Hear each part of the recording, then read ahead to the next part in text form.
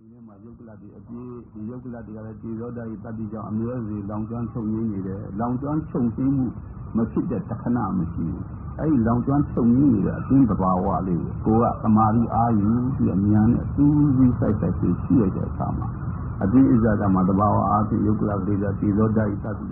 we established an online shop as part of our Better Burma nonprofit, we chose to prioritize working with artisans from disadvantaged and vulnerable backgrounds because we know just how hard it can be to survive at the margins of society in Myanmar.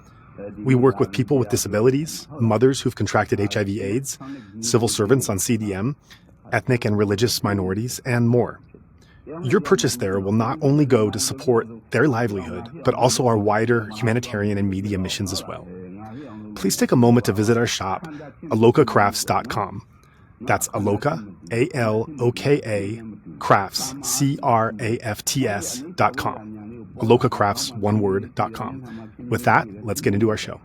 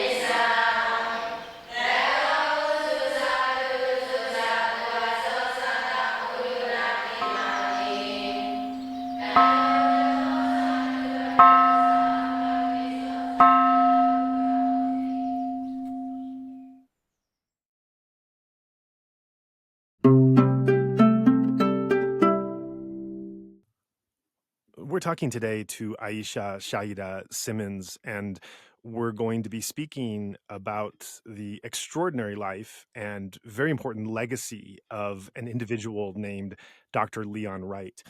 I will turn it over to Aishah to begin the journey, not just of who Leon Wright was, what he did, why he's important, but also how she found him in her journey in exploring and uncovering who this figure was and why that was important to her. So Aishah, take it away.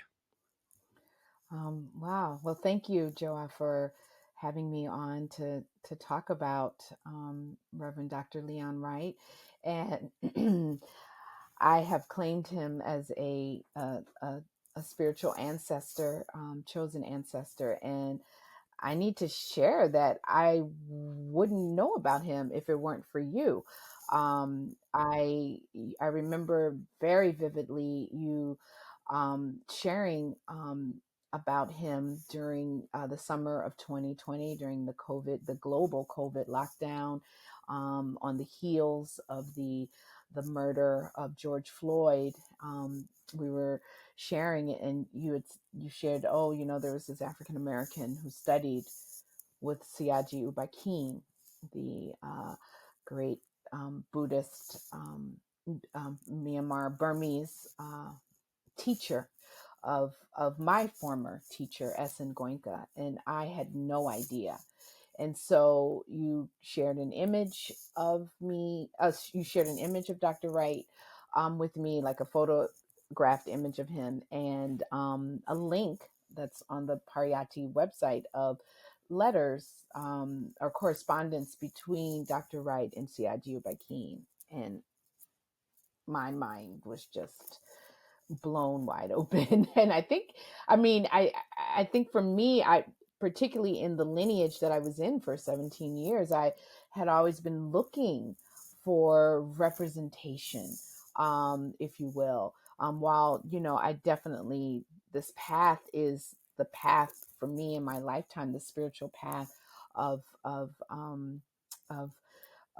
practicing Vipassana meditation. And I first, my first teacher and that was Essen Goenka. But I just didn't see, there weren't many there just weren't any references to African Americans in this specific lineage. And so to find out about Dr. Wright, especially in the summer of 2020, it just, I felt like my head had just really opened, and it sent me on this quest to learn as much as I possibly could. And and again, that meant from the internet because we were all sheltering in place all over. All right, yeah, that's really quite a time to find out about someone this significant and to start your journey. So go ahead and pick up the story and tell us what you learned and how you learned it and who this figure was. So Dr. Wright was a a African American scholar, theologian, author, and cultural attaché to Burma. And in the 1950s, he studied there with U Ba Khin, Sayagyi U Ba Khin. And he who was, as I shared earlier, just this great meditation teacher master. He was a leading 20th century authority on and teacher of Vipassana meditation. He's the founder of the International Meditation Center in Burma. And as I also just stated before, my root as in first teacher, Essen Goenka, also studied for 15 years with U Ba Khin. So I still like, and so for me, I was just drawn to him, and I drawn to Dr. Wright, and started Googling. That was the first place that I went, was to the internet. And so I learned that Dr. Wright was born in 1902, so the turn of the 20th century. He was a Phi Beta Kappa graduate of Boston University, where he also received a master's degree in the history and philosophy of religion. Subsequently, Dr. Wright received a sacred theology degree in 1943 from Harvard Divinity School, and a doctorate in 1945 in the history and philosophy of religion at Harvard University. He joined Howard University, which is a historically Black college university in the United States, in 1945. Howard University is based in Washington, D.C. And while there, he was the associate editor of the university's Journal of Religious Thought from 1950 to 1965. And for his scholarship, which was just cutting edge, he received a Guggenheim Fellowship in 1952. And that's when he served, or shortly after, I should say a few years after that, served as a cultural attaché at the US Embassy in Yangon, Myanmar, from 55 to 57. So during Dr. Wright's tenure as an attaché, he met U Ba Khin, and he studied extensively with him and Mother Sayagyi, and who was U Ba Khin's senior disciple, a close confidant, and co-teacher of the International Meditation Center in Yangon. So this is, this is the late 50s. I mean, this is Hmm. before, it's just, so that's, I mean, that was the beginning. I was like, oh my gosh. So he was a contemporary of the African American theologian Howard Thurman, and who many theologians and activists and kind of know about Howard Thurman, but we don't know about Dr. Wright. We didn't know about him, and many still don't know about him. And so, just to put this in context, in that era, you have in leading to the 1950s, he's going to some of the top schools in the country and graduating with honors, having positions that are showing his renown, scholarship, and the respect. But then in the 1950s, he is serving in the U.S. Embassy as an African American, as a diplomat, I assume, in Rangoon, Burma. To put in context, how unusual would this be for, in this era of American history before the Civil Rights Movement, for an African American to be in a position like this? Thank you for that. I mean, it's almost, I don't want to say completely unheard of there, but in terms of particularly in what what is unique is that at the turn of the 20th century in the 40s and 50s, African Americans um, were going to colleges and universities, and most of them were going to historically Black colleges and universities, which are some of the preeminent institutions that have just educated just generations of some of our greatest thinkers, known African American thinkers. And so I'm intrigued that here's someone, and I didn't even say that he was orphaned, who born in Oh, 1902. I mean, mm, in terms of Jim Crow apartheid laws that prevented African Americans from using public bathrooms, eating in restaurants, definitely no voting. I mean, just the lynchings that mm, were happening at the turn of the century. So for him to be able to study, now he was in Boston, he was not in the South, though there was racism throughout this country. So for him to be able to, go to these, be admitted based, into these institutions, and then excel and get, a terminal degree, a PhD, is just incredible. And then not only getting Guggenheim, but also to serve as an attaché, as a diplomat in the U.S. embassy in at the U.S. embassy, excuse me, in Yangon, Myanmar. Like, often when we hear about diplomats, particularly at that time of the year, there was a lot of work happening in countries in Africa, in countries in the Caribbean, and even countries in Europe. We don't hear about folks, African Americans, doing work in Asia, which is not to say that that wasn't happening, but we just don't hear about it. So for me, it just, he's like definitely this hidden figure mm. traversing so many things. Like, we haven't even dealt with Dhamma, Buddhism, Yeah, right. but there's so much. It's Mm. just like, wow. Mm. It's so interesting to think of all these different forces coming together. I mean, obviously on the American side, just the racial divisions and injustice that's happening, but then this is then on the Burmese side, I mean, he's in Burma in really what to me is one of the most fascinating, incredible times and difficult times of Burmese history. It's the post-independence parliamentary democracy period of the 1950s, leaving before Ne Win had his 1962 coup, which plunged the country into economic distress and decades of oppression that we're still dealing with today. He was there at this pivotal time when, and it was also, we have to recognize this was also a very, as part, and this would have been prevalent for him as part of the U.S. mission in the Cold War game that was being played in that period, which was which was happening all around the world. Burma was one of the most interesting places on the globe because Burma was attempting to be a non-aligned country.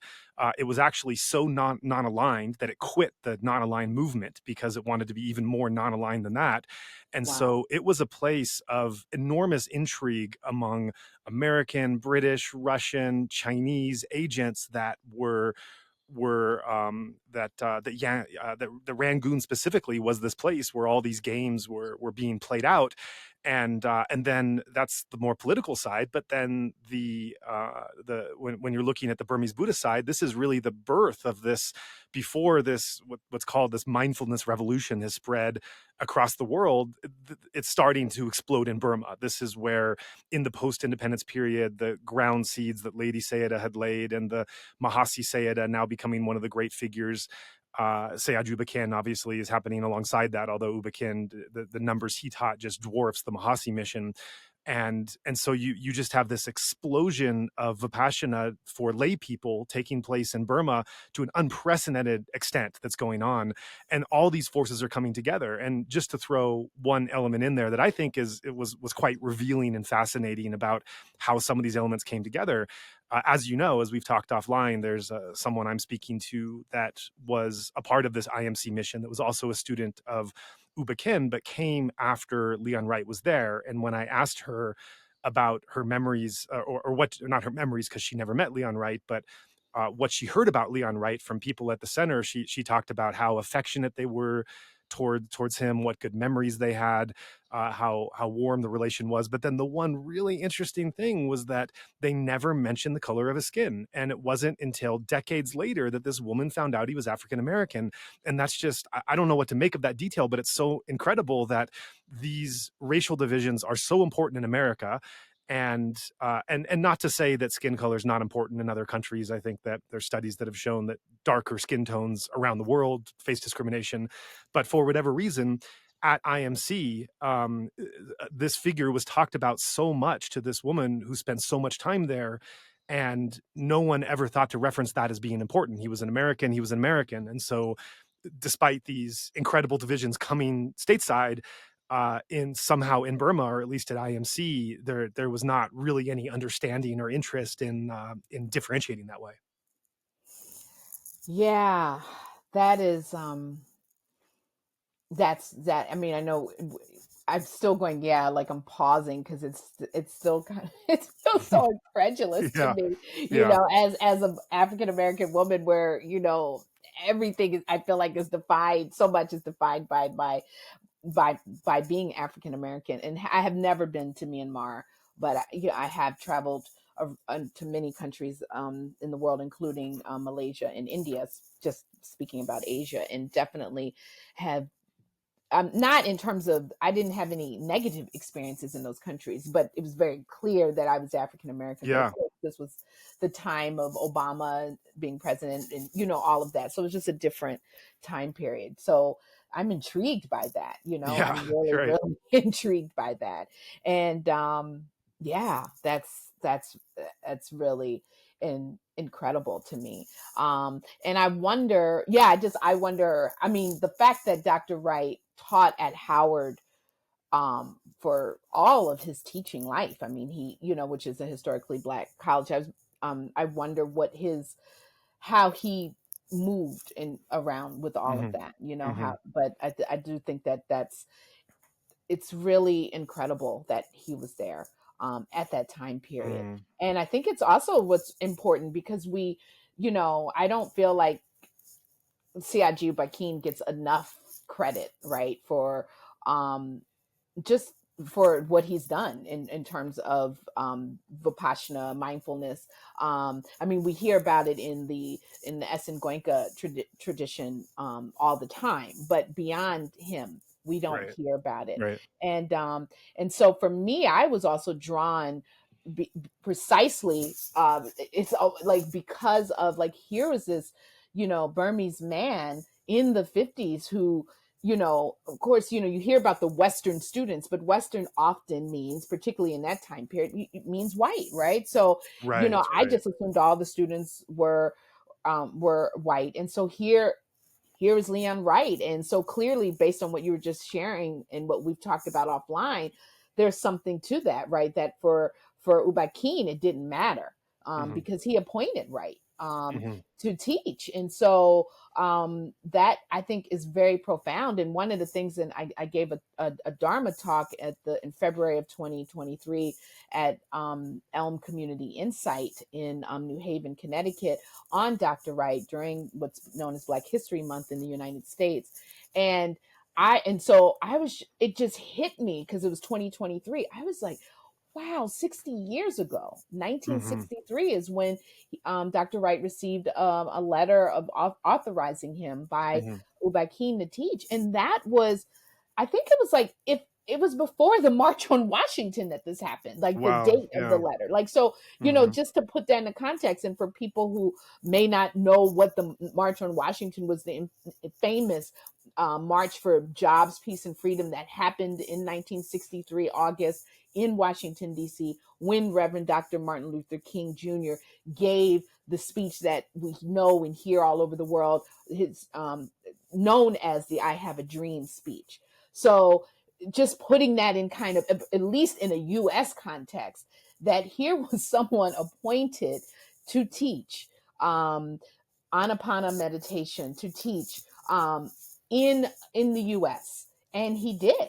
Yeah. I mean, as you and I have discussed, and some writing, say, as many as 10,000 people through his Mm, talks at the embassy. Now, a lot of times when we hear teaching, we're thinking, at least I'm thinking, I'm thinking, oh, we're going on a retreat and we're sitting for right. 10 days. Yeah. So teaching, can also mean, I think in this context, and I mean, I'd like to get your thoughts, could also mean lectures, would you say, or not? Yeah, I do think you have to break it down because I think that you have to credit Goenka with to what extent he put this idea of the meditation retreat box in our mind. And in some ways, I've read some writings where people have argued that we've almost become conditioned at this point to think that this is the this course structure has been so effective, and we look at it with such an authority that it's almost hard to now pull our minds outside of it. That's how effective Goenka especially was able to package all of these things into an intensive course structure that people abroad could then reach. But we're talking about, with Dr. Wright, we're talking about teaching that both predated as well as went beyond when Goenka started his mission. And so it's not, I would say it's not really fair or correct to look to judge Buddhist or meditation teaching before, especially the Goenka movement, because Goenka really paved the way. That was something that wasn't that was so outside of the box and charting his own path that you can't find examples that predate that to quite the same extent that he did. And then I think another way to break that box down is to look at the examples from Burma, and they're not great examples because this is a Buddhist country, and so they just look at these teachings and this practice in a different way. But my 15 years in Burma, I mean, they definitely showed me that there are many ways to develop in a Buddhist way or to practice a meditation beyond the formal sitting on the cushion. And so I do think that you have to be much more open-minded and curious about the way that Buddhist or meditative instructions can be given than the way that we're all conditioned now by really the success of what Goenka has done, and then everyone outside of him that has not Goenka alone. I think he really paved the way, but I think that by him showing what's possible, many other teachers then put their own spin on it in the somewhere related to the model that Goenka was setting up. But I also think that we should mention that Dr. Wright was appointed before Goenka was. He Yeah. studied with U Ba Khin before Goenka did. Yes. And so you have this, I mean, just to really emphasize the how incredible this whole story is, you have an African-American diplomat from, which we'll get to in a moment because we haven't gotten to that yet, from a Christian background, who has learned a Burmese meditation technique and is now back in America in Howard, historically Black College, among other places. We know that he also gave a lecture at the embassy, an important one that we'll get to later, as well as probably other venues that he taught, that is delivering a Burmese meditation technique or ideology or methodology in America. He's the carrier of this, and these forces coming together. I mean, this is just an incredible story that's lost to history.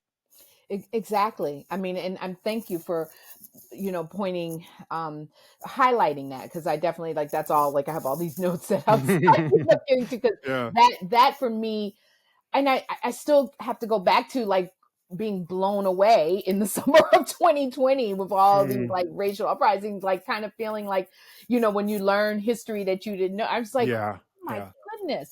And not only that, in terms of, I think what's also equally as important is just to say that, U Ba Khin did something what now, in terms of Western Buddhism, Mm, uh, lineages are beginning to do, which is appoint Black teachers. yeah. Yeah. Across, it doesn't matter. Goenka, Insight, it's just, like, this is a relatively speaking new reality, I would say, over the past, let's say, 20 years, give or take.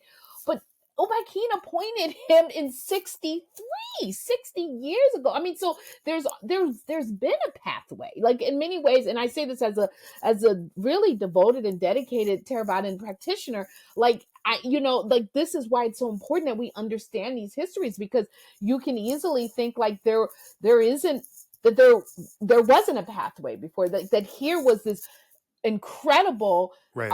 teacher, right? Who, in many ways, because Goenka taught so many folks in the early days who are now recognized as, founders of Western Buddhism, insight. He taught so many of them. So then, and you understand that Goenka learned from U Ba Khin. So from, their teacher's teacher, he had already laid the groundwork in terms of appointing, if appointing a black Mhm. person. Now, again, given what we just talked about recently in this conversation around how people did mark on Dr. Wright being black, he was just quote unquote an American. I mean, he was an American citizen, but I don't know what that all meant for U Ba Khin, but I do Mhm. know what it means for all of us living in a Right. U.S. lens. That's an So important distinction. Yeah, and I think another thing that this breaks down is that, which is so fascinating, and this is not excluded just to Dr. Leon Wright, but I think that we have this overarching understanding of how the meditation movement came to us in the U.S. as really the Western, predominantly, if not entirely, white hippies that were escaping the Vietnam War and the counterculture, looking for something different outside of the American consumerism and capitalism, finding these teachings and then bringing them back, whether they're the Goenka movement or figures like Jack Kornfield, Sharon Salzberg, Daniel Goleman, Joseph Joseph Goldstein, Goldstein, yeah. whatever those names are. Perhaps the Tibetan tradition has their own carriers in a particular way, but certainly with Theravada coming from primarily Burma and Thailand, that's the story of what we hear. And what's so interesting is that there were figures that predated this that played an important role. Dr. Leon Wright is not the only one. There's others that we've talked about and looked at that are from an earlier generation from the hippies, John Coleman, just to name one, that were but what's so interesting about Dr. Leon Wright is not only was he's fitting into these two categories, which kind of break the mold in how you think of it. He was not a hippie. He was not escaping counterculture. He was a professional academic, diplomat, renowned, respected in his field. I'm just doing kind of the dates And like almost two offhand. generations Middle old. age, right? Sorry. Right. I said almost two generations. He was born in Right. 1902. Most of these folks were born in the 40s or later. Right. So He's he could have been three their years grandparent. Right, 3 years younger than U Ba Khin. I just realized as you said that. U Ba Khin was 1899. I didn't realize till you said that how close in age they were. And so he and others from that generation are carriers of this movement that breaks down that dynamic and storyline we also often hear of the hippie generation, but he breaks down the other storyline. I mean, so it's interesting to point this out because there's two storylines he's breaking down. One of them being the him being African American and the role that he played in being appointed and carrying it that way, and the other being that who he was in life and when he found it as not being part of the hippie generation. Yeah. And I'm just having this aha moment about him being 3 years older, younger than Yeah. U Ba Khin. I mean, like, and also that he could have been biologically Goenka's father. You know what I'm Hmm. saying? Like, so I Mhm. never even thought about that, right? Because I've Mhm. seen Goenka as this, father figure, not my father figure. I have a father who I'm very close to, but like a father figure in a different kind of way that I was like, whoa, because we know that Goenka, because he was appointed in 69, and I just shared that Wright was appointed in 63, and Wright was there in 55 to 57, as an so that was like right before. I mean, maybe they overlap, maybe we don't know, but you're absolutely right in terms of definitely obviously race, but the age, the occupation. I mean, he too was, well, he wasn't a businessman. He was a scholar and a theologian and a Christian at that. Like he wasn't, I think I'm not sure, but my understanding is that he wasn't necessarily going to Myanmar to like study Buddhism. I Right, think that right. that was just like a byproduct of what happened. Yeah, so talk a bit about that Christian background, both of Dr. Leon Wright and what kind of Christianity he had, as well as giving some of the historical context that that can help us to place what community or movement he might have been a part of in his Christian beliefs and practice. Yeah, I mean, to me, I feel like Reverend Dr. Wright very much like, I mean, I feel like he had to have been, and I don't use this word lightly, but like really a mystic or into mysticism and thinking about him. And again, I point to Reverend Dr. Howard Thurman, who actually writes a blurb on Dr. Wright's book called From Cult to Cosmos, Can Jesus Be Saved?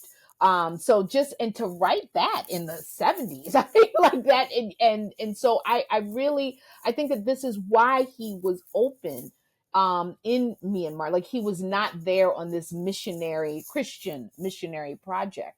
I think that he, from my understanding, and definitely from what I know of Thurman, having spent so much time in India, and is with Dr. Wright, that he really kind of, I would say that he was an ethicist, a Christian ethicist. He was really into mysticism. He was into really studying who Jesus was, and the teachings, but not getting confined, if you will. And I walk gingerly and with great respect. Don't want to be disrespectful to anyone who is a follower of his and identifies as Christian. I mean, I think that he did identify as Christian. And he was very expansive in incorporating. I mean, I know when he came back from Myanmar, and when he came, and when he started teaching and all of that, that he was incorporating what he learned. And he was very much into the occult. He was very much into to psychic thinking, the belief of metaphysical learning and energy. I mean, he was really, I have to say, he was ahead of his time. If he were alive now, he would be like in the new. I mean, I don't know. He might, if he would be identifying as Buddhist or anything, but I know he'd be like in what people would call New Thought, New Age. I mean, that's what folks would call him based on what he was doing and into. I think it's really important to bear down a bit on these kind of descriptions of healing and psychic powers and the occult and some of this other, because those terms can easily be confused. And I think also the relationship Yeah. between those practices to the more traditional forms of whether it's Christianity or Burmese Buddhism, in the case of U Ba Khin, these are things that have been widely misunderstood, I think, from both directions, it's fair to say, of what their relation really is to it. So I think there's definitely things that we can say and explore about how U Ba Khin practiced these in relation to Vipassana meditation and in relation to wider Burmese Buddhism. But let's start before we get to what his teacher was doing and his beliefs. Let's get to Leon Wright. What can you tell us more specifically about how Leon Wright took on these Christian mystic practices, as well as the grounding of where these came from originally, kind of what he was drawing from in these communities that was already existent and being practiced? Yeah, well, in there's an article titled "Reaching into the Beyond: A Psychic Experience," and by Judith Andrews, and it's a whole article on Dr. Wright, and in the article, there's she really emphasizes that he identified for most of his life as a student of the quote unquote occult. He was very much interested in life after death. He looked to the philosophies and funerary habits of peoples and countries in Africa and in China. He studied voodoo rituals in Haiti, and so he was very open to really exploring what was out there, so to speak. He was a professor of New Testament language and literature. So New Testament, as in the Bible, the New Testament. So I'm personally just curious, like, how did he do all of that? Particularly, again, we're not talking about 2023. We're talking about the 60s and the 70s. Like, how, and the 50s as well. I mean, he started teaching in 45. For him, he one there's a line in the article that Julie Andrews article where she writes that Dr. Wright insists that all aspects of man's reality, meaning humans' reality, including occult phenomena, should be thoroughly studied in order to find the true nature of man. And he says that's the only way of knowing God. So he did believe in God, um, um, and he really didn't. He felt like Christianity, in some ways, failed to make differences in people's lives. He was just like, he believed that a lot of theologians were reticent to dealing openly and honestly with the concept of spirit in all of its ramifications. So I think that for him, he was, wanting to like really delve into what is the Holy Spirit, and not only focusing on it on Sunday morning. um how do we, what does it look like in all aspects of our lives? So and he was just really searching and open to uh different religions and spiritual and sacred practices. So I would definitely say that foundationally he was a Christian. I don't want to say that he was not. And he incorporated different practices, different teachings.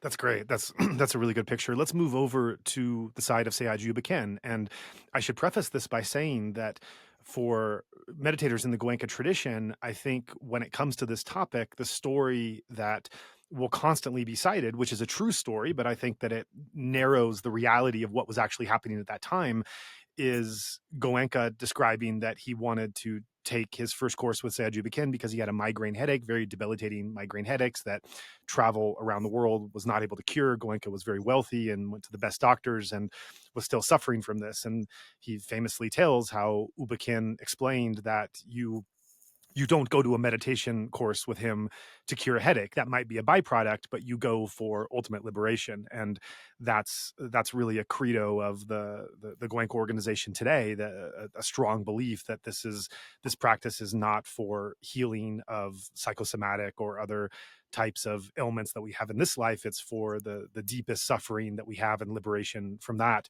And yet that, as true as that is, that also pushes aside the reality of the reputation and the experimentation that Sayagyi U Ba Khin did and even encouraged with different kinds of healing practices. And so I think this is another area that's important to get into, because this was such a commonality these two shared.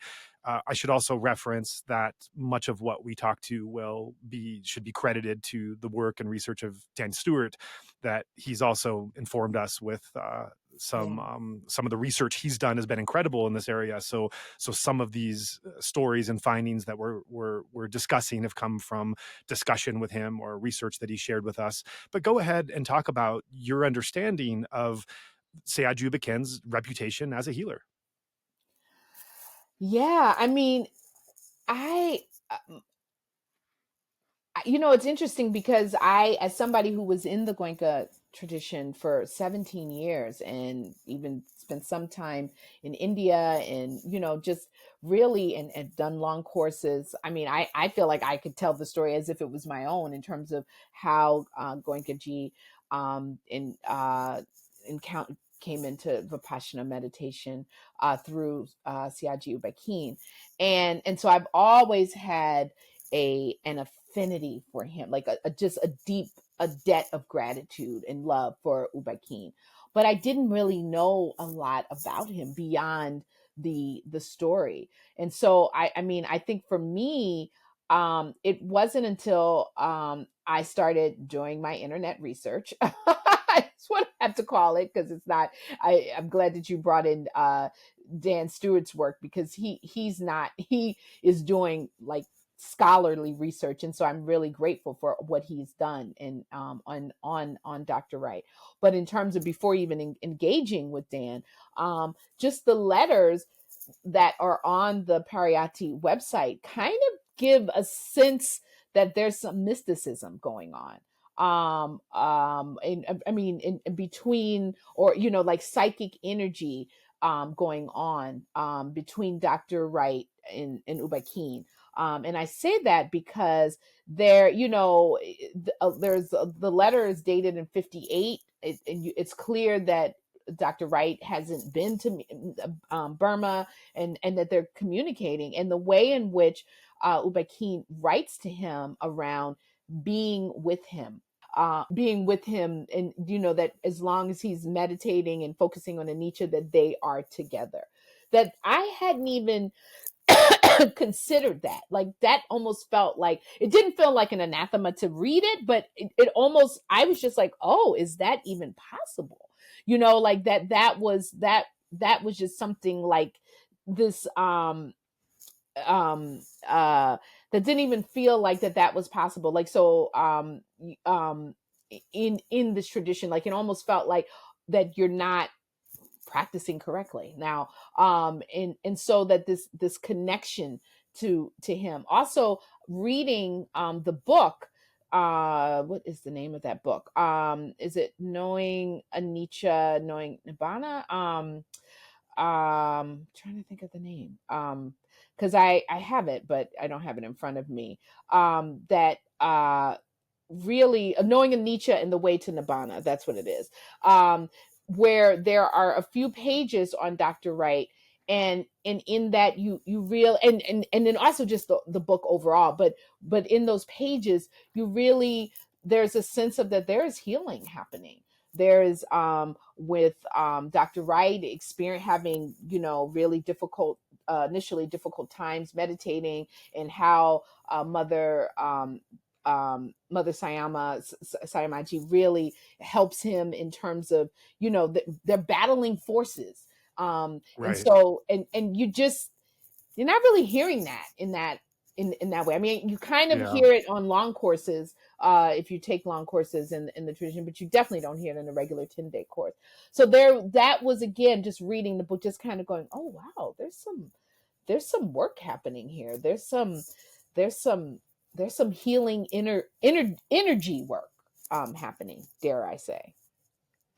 Yeah, absolutely. And I think the other thing that those letters indicate, in addition to that kind of psychic connection and mystical aspect that not only do you not get in the Gwenka tradition today, but is actually, at least on the surface level, I think there's a bit of a double speak. On the surface level, certainly there's there's a real desire to steer away from that and really speak against it, even though in inner circles there's sometimes another belief that's expressed. But I think another thing about those letters is just the unmistakable absolute love and affection these two Oh men my have for each God. other. I mean, it Oh blew my me God. away reading that, of just the words that are used, and the expressions that are put down there. There's just an unmistakable love between these two men that's just stunning to read. Oh, it is like, it's palpable. I mean, it's Yeah, like yeah. I mean, I actually wept the first time I read it. Mm. I was like, wow. I mean, Yeah. it's just so beautiful in turn, and um yeah, it kind of, it made me at that time long for a relationship like that with a spiritual teacher. Mhm. Like, that's, I just to have someone who I just, feeling it. I feel it now just thinking Mhm. about it. Like, Yeah. just that deep connection. Mhm. And you can see that it was a two-way street. It wasn't Yeah. unidirectional. Yeah. That Yeah. there, I mean, Dr. Wright, very accomplished man in the world, had nothing but reverence, called U Ba Khin Guruji, teacher, but beloved teacher, Mhm. and U Ba Khin's writing him and calling him Dr. Wright, but also having nothing but respect for him, like, it's really, the letters are, it's, and I think it's just it's two letters, but Mhm. it's so beautiful. It makes me long for more, to what, I mean, just reading Mhm. that. It feels Yeah. beyond a worldly love, it Oh feels, yeah. Oh yeah. beyond something Oh yeah. something of just a physical affection for one another, but it feels like this deep otherworldly connection that they've developed. And I think also the bravery of the vulnerability that they both express, it just blew me away. That just unfettered, unafraid to just have this pure love that's being expressed back and forth, of this connection that they share for development and purity. And then obviously not just a love and affection they have for each other, but how that is then manifested towards their mission in wanting to um I don't want to over exaggerate this of just wanting to, save the world or bring light to humanity or something like that. That's not what's expressed, but more of this desire to carry this inner development and purification to others that they might also experience in it. So it's like this special thing they share together through this inner development and connection that's been made that can then manifest towards bringing others into this net and helping others to develop as well. Yeah, and thank you for really emphasizing the other, uh, the depth of their love, and that we're really and I speak as a queer person, so this is not like any kind of homophobia in terms of saying that this is not that this is like surpassing kind of that the human love, like Yeah. it's really a deep um spiritual love. It's like Hmm. it's metta. It's like how I envision metta. Hmm. It's how I Hmm. envision it's like it's just and I think for me, and I yeah, I feel called to go here. I think I feel like and that, I mean, he became an ancestor. He that is Dr. Wright in '96. So there, I didn't even come into learning Vipassana through Goenka G until '02. So there's no way that I would have met him. So I want to be clear. Simultaneously, I think the way in which Goenka G, at least in discourses, and then even I had opportunity to hear him speak in person in India, that he talked about his teacher with love. Like I really kind of thought like Yeah. he was the only one, Yeah. honestly, Yeah. and so that like that I didn't I didn't grasp that there were others. I thought Mm. that he was the chosen one, he was the only one. That's my language. I didn't say that he said this, but that's how I felt. So to read this communique between Dr. Wright and Sayagyi U Ba Khin, it just blew me away. And again, that just kind of because it was the picture that you shared and this and the link to the letters that then that's what I was like, okay, this isn't just like somebody who like, and again, I'm thinking in the way in which I understood meditation retreats, took a course, right? I was like, oh no, this is a deep connection. And so then that's why in terms of like learning about the other teachers, I didn't study and go find, the other people who Uba Keen appointed, you know what I'm saying? Like, cause I didn't grasp that there was more than one. And I only thought that I mean, I knew that there were others there, but I just didn't understand. I was just tunnel vision, focusing in one way. Um, Grateful for what I learned, and also grateful during that time, and grateful to be able to, you know, expand expand my vision. Yeah, well, also, I mean, we've only been hearing one story, so it's natural that in only hearing one narrative, that's the narrative you don't know anything outside of that. But I think that what also becomes clear and has become clear to me in these conversations I've been having with this person who was at IMC, which had not yet been released, but one of the things that she emphasized, which made a lot of sense, but I'd never thought of before, was that initially when Uba Khan appointed these teachers, well, before that, he actually didn't so much have an intention of appointing teachers. He wanted to go himself across the world and teach. But once the military coup happened in 62, and especially after 65, when he became a monk with Webu Sayadaw, according to the informant I'm speaking with, he then realized he was never going to get a chance to go in his lifetime. And so he needed to find his students in different parts of the world that can go in his stead and could spread and share the teachings because Uba Khin realized he could not. And as this person went on to explain, Goenka was appointed he was off to India. It was appointed as he was going to take care of his mom and teach a course there. And other teachers, such as Leon Wright, were appointed, and other Western teachers, John Coleman or Robert Hover, Ruth Dennis, and these others were appointed in different parts of the world, in Europe and America, and it was never intended from the outset that Uba Khin, or that Uba Khin expected that Goenka would launch this mission in India and then go around the world. It was expected that he might be in India. He's Indian. You might have an American that's doing things in the US, or, if they're part of a certain community or background or field of study, and same in Europe. And so, it was when you look at that time, those teacher appointments and what they meant, there was a sense that they might be able locally to spread those teachings in their area. As it so happened, Goenka was just his proficiency in terms of what he was able to set up and the structure in which he was able to move, not just cover all of India, but then go beyond India. It completely exceeded what those initial expectations were. I think that U Ba Khin and everyone at IMC would have been immensely pleased that he was able to do that. So it's not to say that he went beyond his mandate by any means. It's just meant to say that the initial understanding or intention was that these different people in different pockets of their own local community would just make a difference in their local area, and that according to their proficiency, their parami as being a qualified student to be able to teach, but then in terms of where they were and what they could do in that context.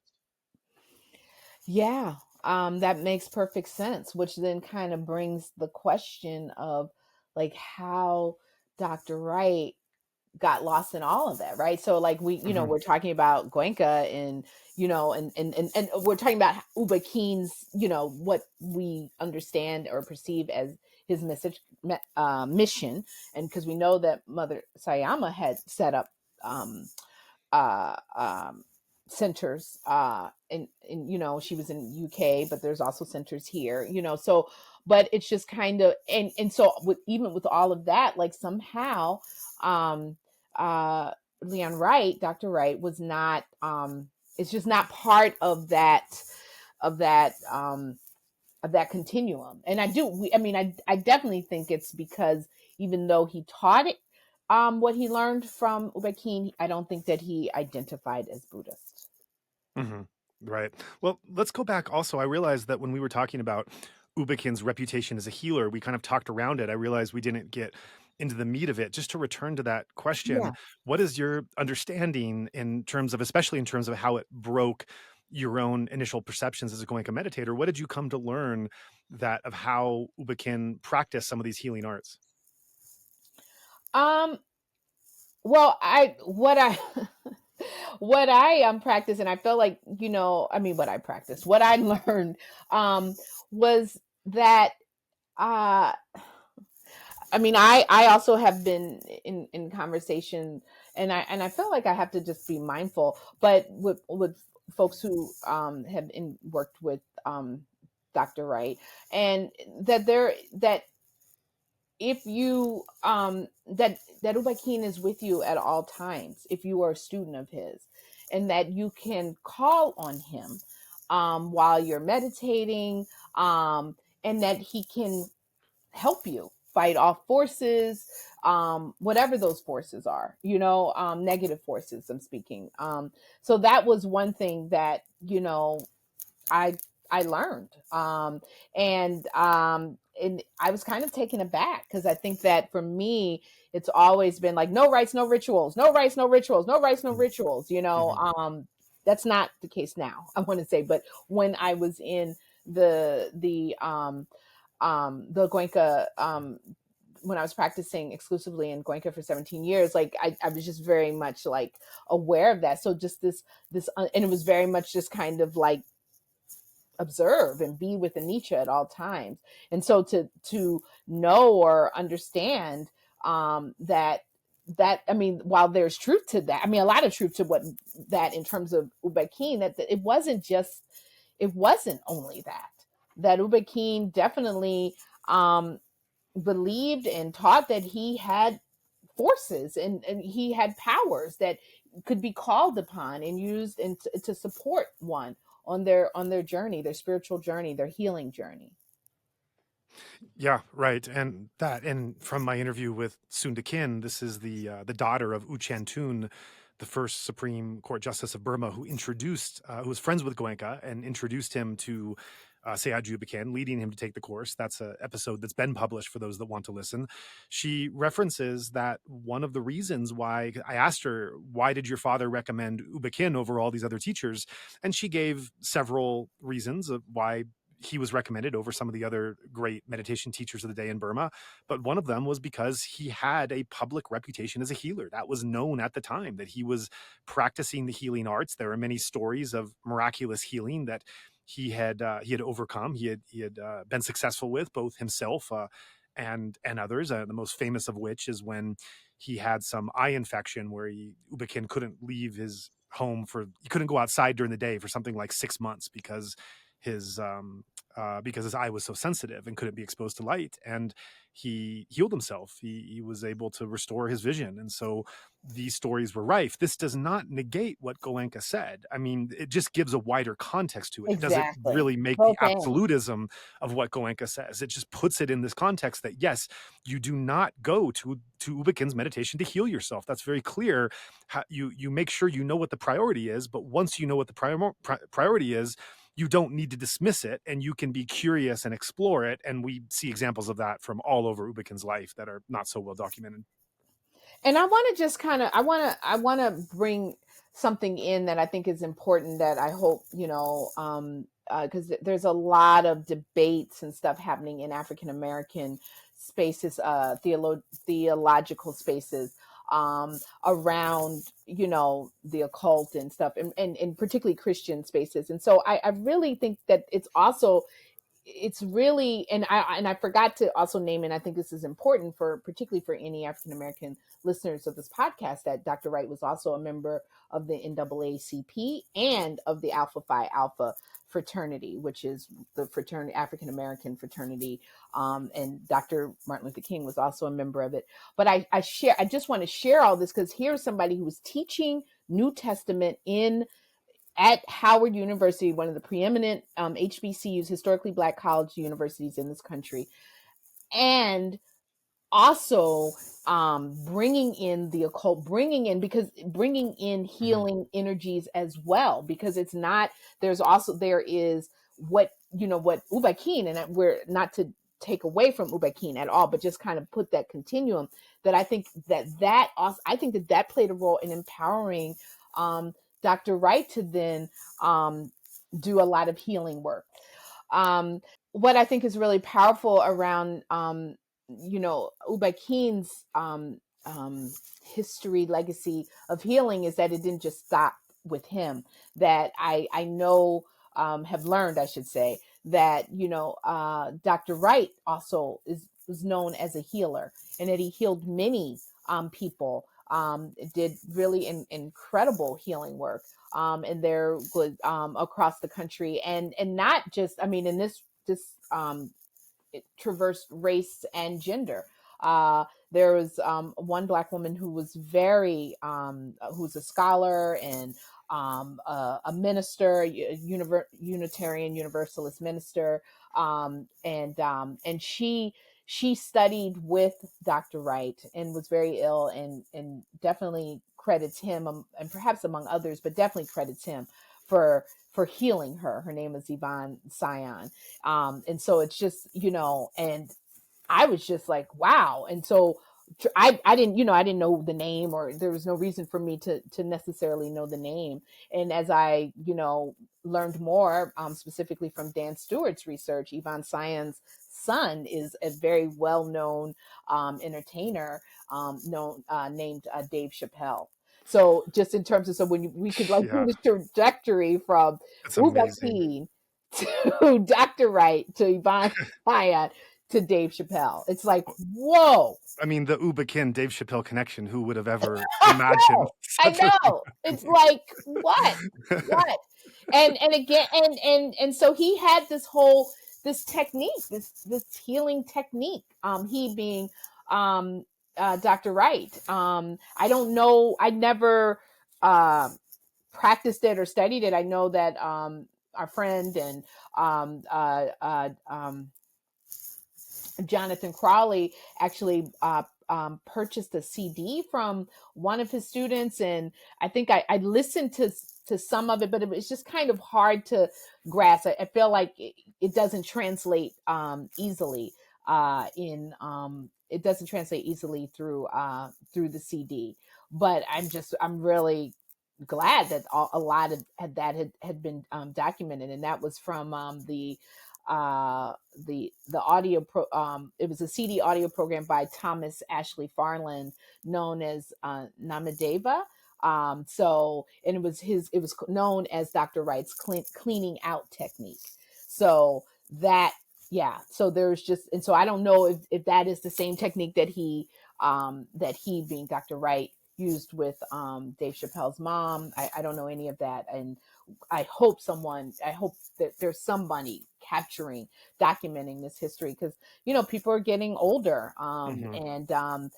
It's just really important to get this history. One interesting thing that I just also want to just kind of just throw in is, like, I moved to DC. I'm from Philadelphia. I moved to Washington, DC. And again, not to live with my partner, moved into her home, and which is a neighborhood that historically was known for, African American uh, professors at at Howard University lived in this area, as well as folks who worked in government. That's changing because of gentrification.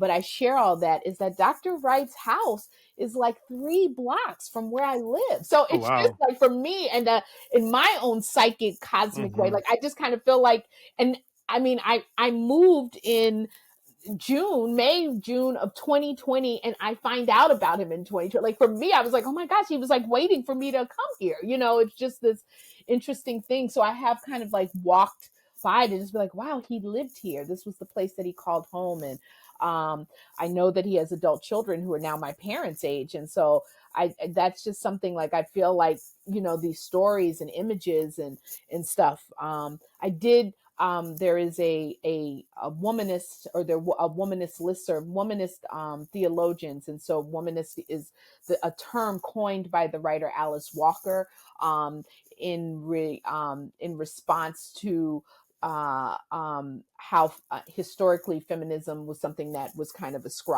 like prescribed as a white woman's identity. So womanist was very much a for Black women of color.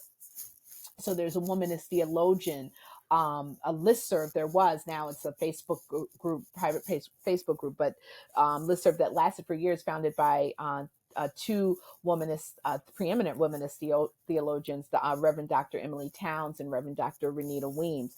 I shared this to say that when I was like coming up against walls on the internet, again during COVID shutdown, I was like, how can I find out about Dr. Wright? And so I thought about, I went to the listserv, and I just basically shared what I knew, the little tidbits that and just was like, is there anyone who knows about him? And I was connected to Reverend Dr. Cheryl Anderson, whose father studied with Dr. Wright at Howard University in the 70s. And then she connected me with Reverend Esther Holloman, who studied with Dr. Wright, and actually married him in his second marriage, not his first marriage. So it was just really wonderful to have the opportunity to talk with to Reverend Holloman, who knew him, who went on his retreats. And so I got a sense of what she learned, and some of the things that she shared in terms of the practices.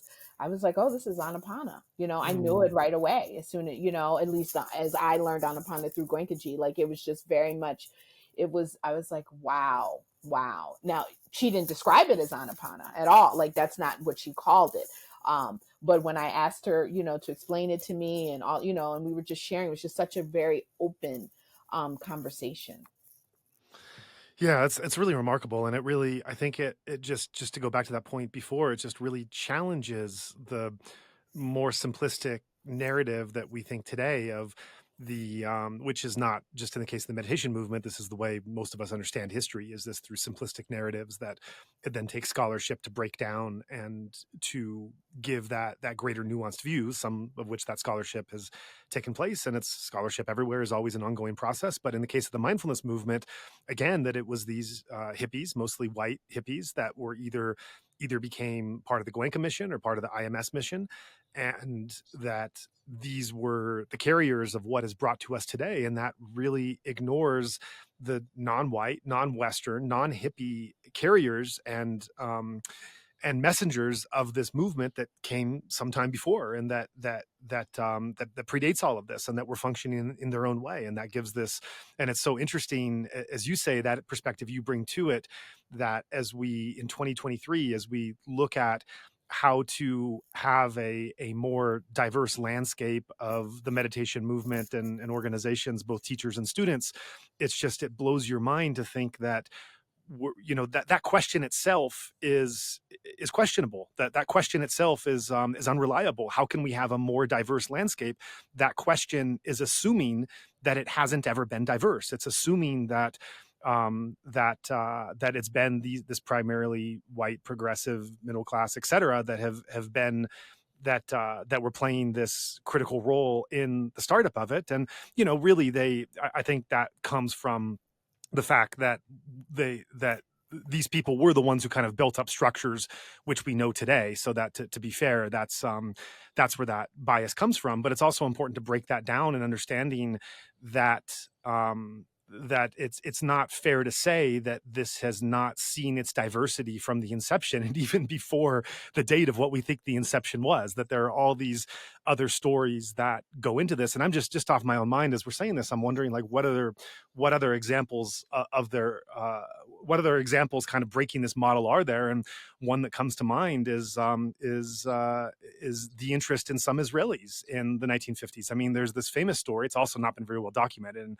not to get too into it here, but just to tease it, because I hope to do a podcast on this eventually. But there's this incredible story of David Ben Gurion, the Israeli leader, the famous Israeli leader, that when in Israel and Burma had very close connections in the 1950s based on their similar independence movements, that he always had this deep interest in Buddhist meditation, and that he arranged something crazy like a 3-week state visit during a difficult time in Israeli history to Burma, where he insisted on being able to learn Buddhist meditation. And so he UNU was the prime minister of Burma. UNU turned over his house to Ben Gurion and arranged, I think it was either Mahasi Sayadaw himself or Sayadaw U Pandita, to give him a private retreat and to learn that Buddhist meditation. And one of his top ministers, whose name I can't remember at the moment, but one of his top ministers went to IMC and learned from U Ba Khin.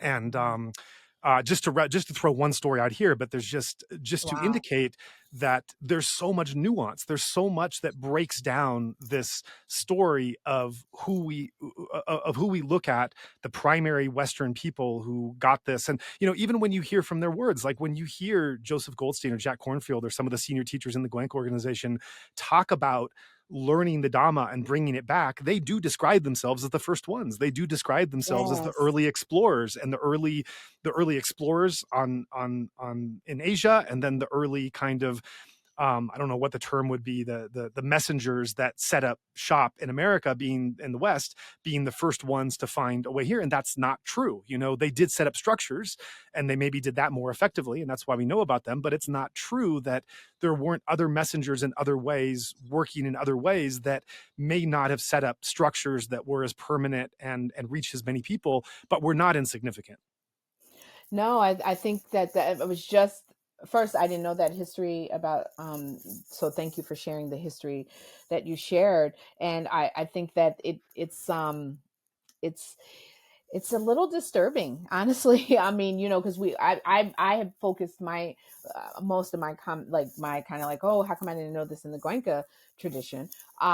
Because that's where I was for 17 years. But I don't want to. I mean, there's the same can be said in terms of in the insight tradition, which is where I am now, and that there isn't this acknowledgement, and it's it's very disconcerting. It's very painful, and honestly, in just in the name of the teachings itself, regardless, like it's and okay, you may, like, because I'm still like, how I find it hard to believe that people don't know Leon. That I say people, I'm talking about the early days about Leon Wright, because when I do the research, just I'm talking about, and nothing deep. Not I'm talking about on the internet.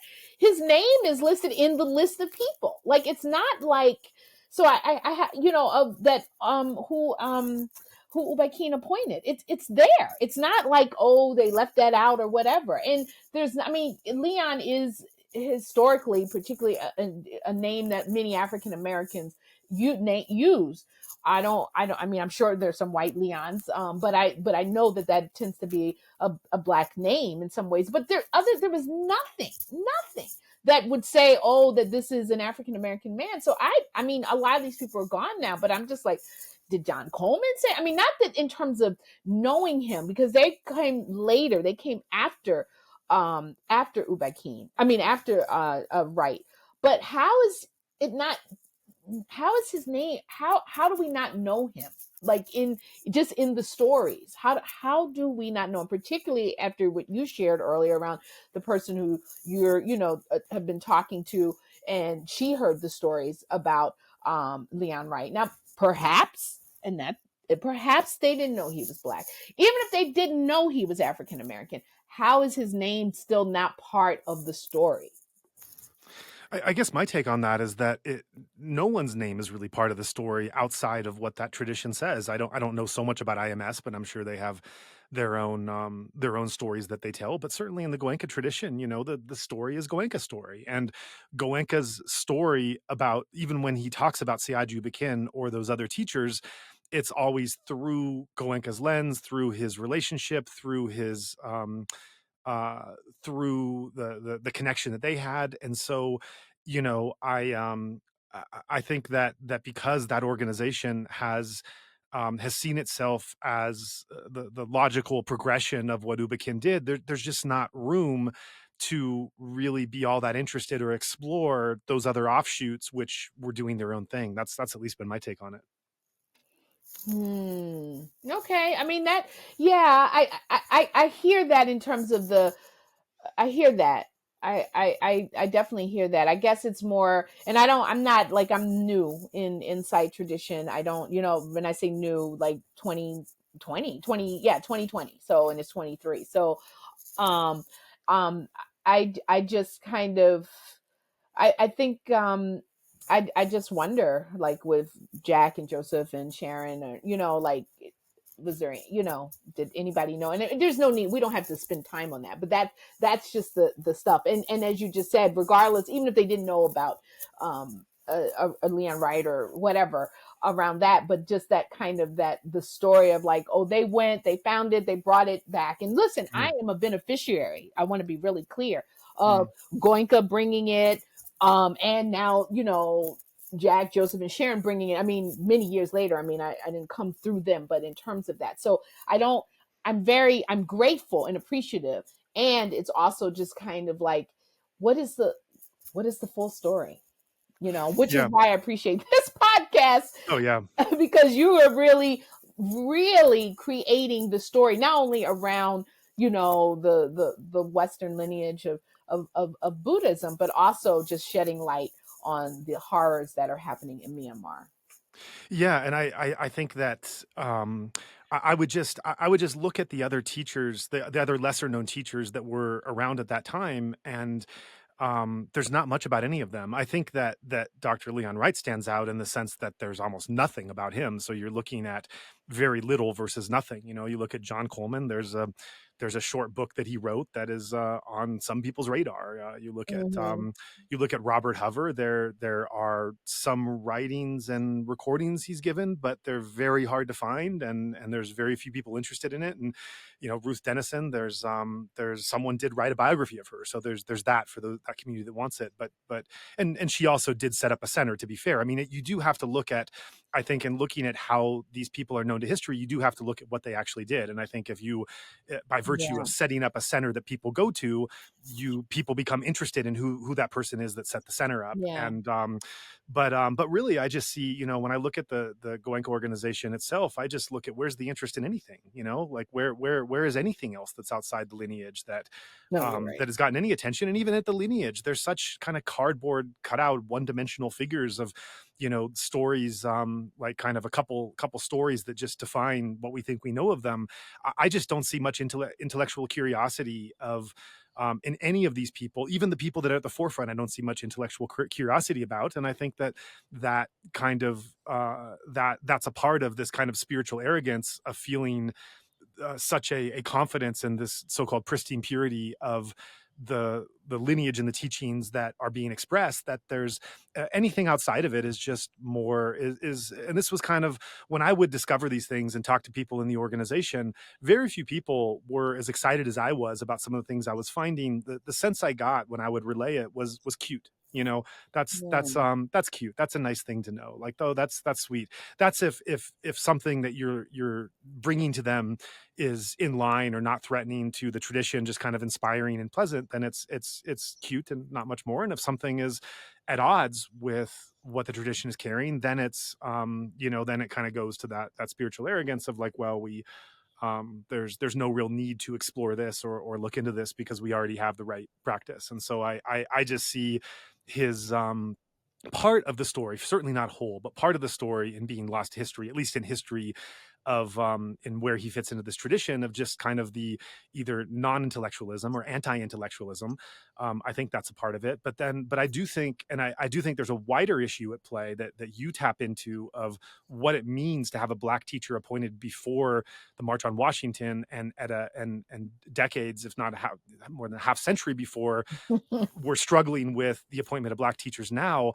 Another, I think that's another element in there. I think another element we have to bring in is the difference of the generations. I really do. I think that Yeah. the hippie generation just did not understand the older one and vice versa. And this is something that I'm really absorbing through these talks I'm having with this Westerner who is at IMC, is how big that generation divide was, and we have to say the hippie generation was somewhat self-centered and self-absorbed in terms of their the baby boomers of just Yes. their importance Yes. and their role. And I think that that they're one of the beautiful things I've heard, and I've heard this from all sides. Actually, I'm just working on something now that has brought this out, is that on one this woman who went to IMC, who's not of the hippie generation, um, and then another interview I did with Michael Stein, who was very much a hippie, who was involved in the Goenka movement.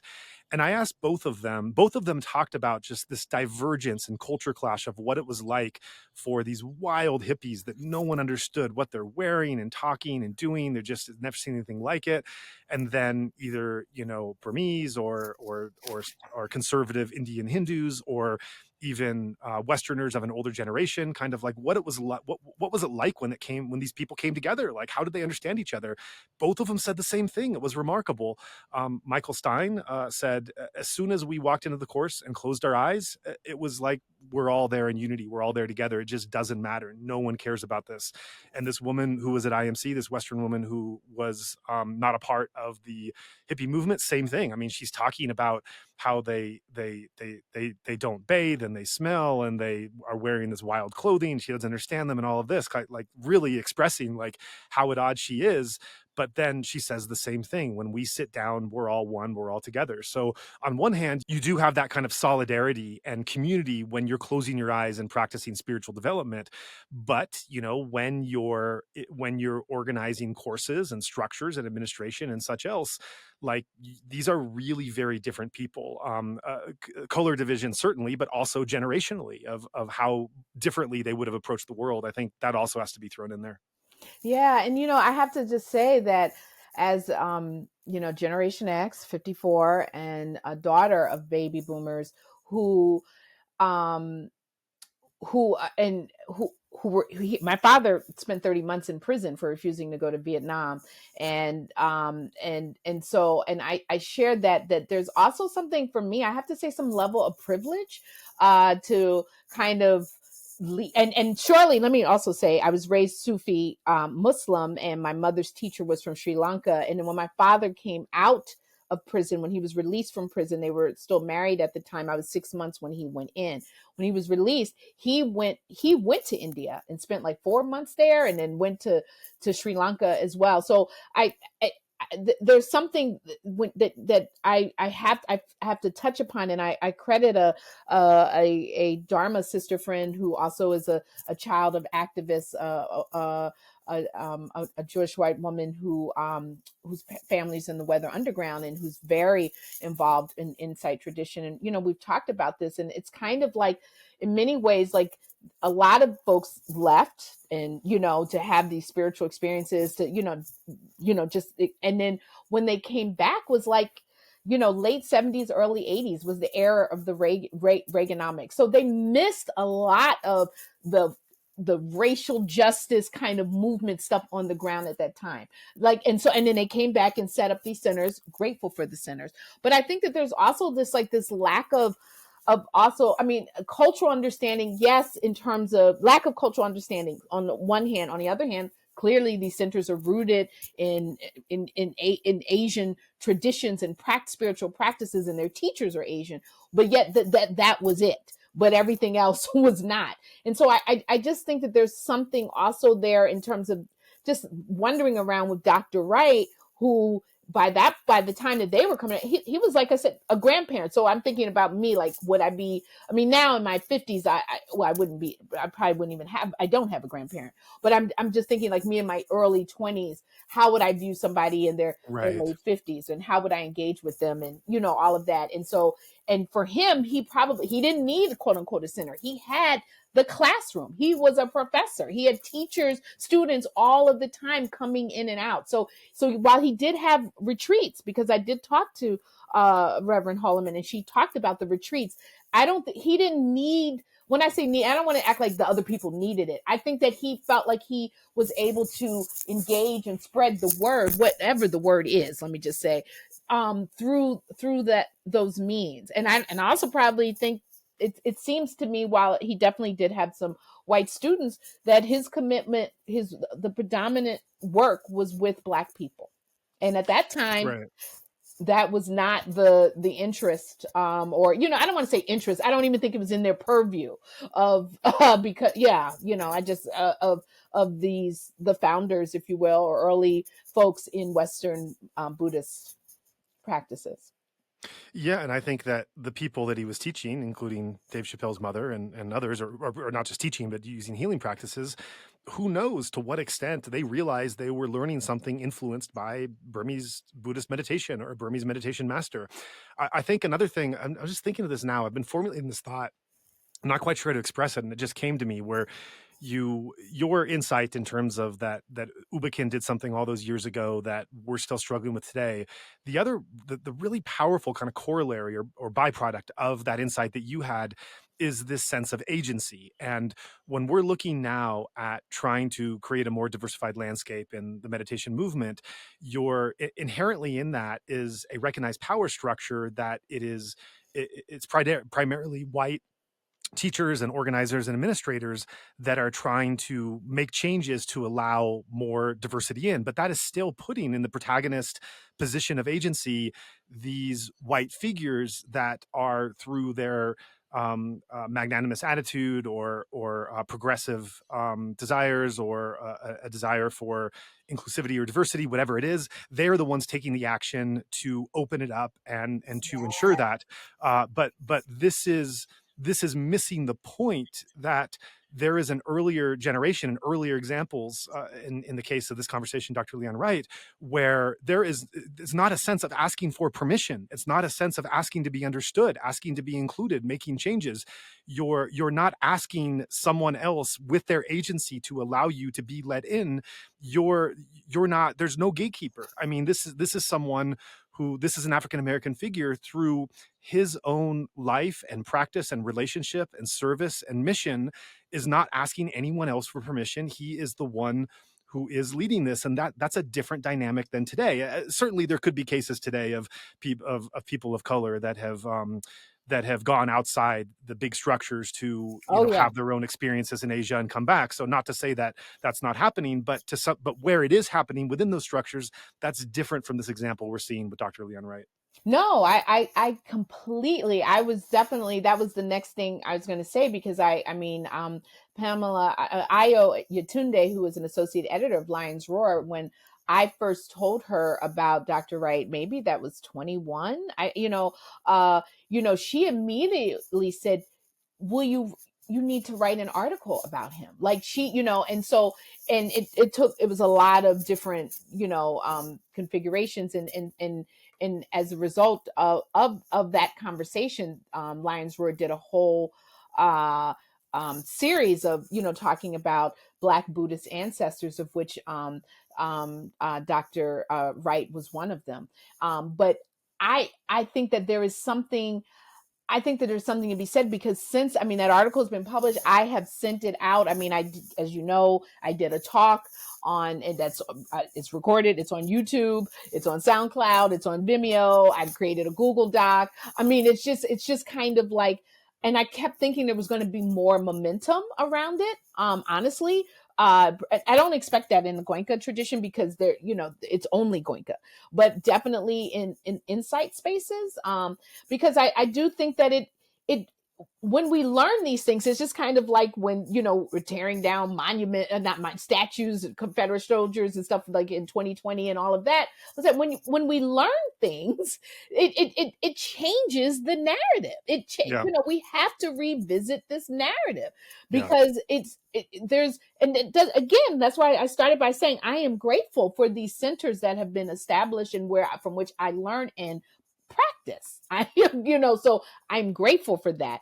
And at the same time, like, what would it have meant? I mean, it means a lot now, but when I think about in my early days of practicing, if I knew that there was an African American theologian who lived in Burma for 2 years, who studied with my teachers at the time, and then was appointed in 1963, particularly as somebody whose parents were in the civil rights movement. Like, that's where they met. I am here because of the civil rights movement, because they wouldn't have met there.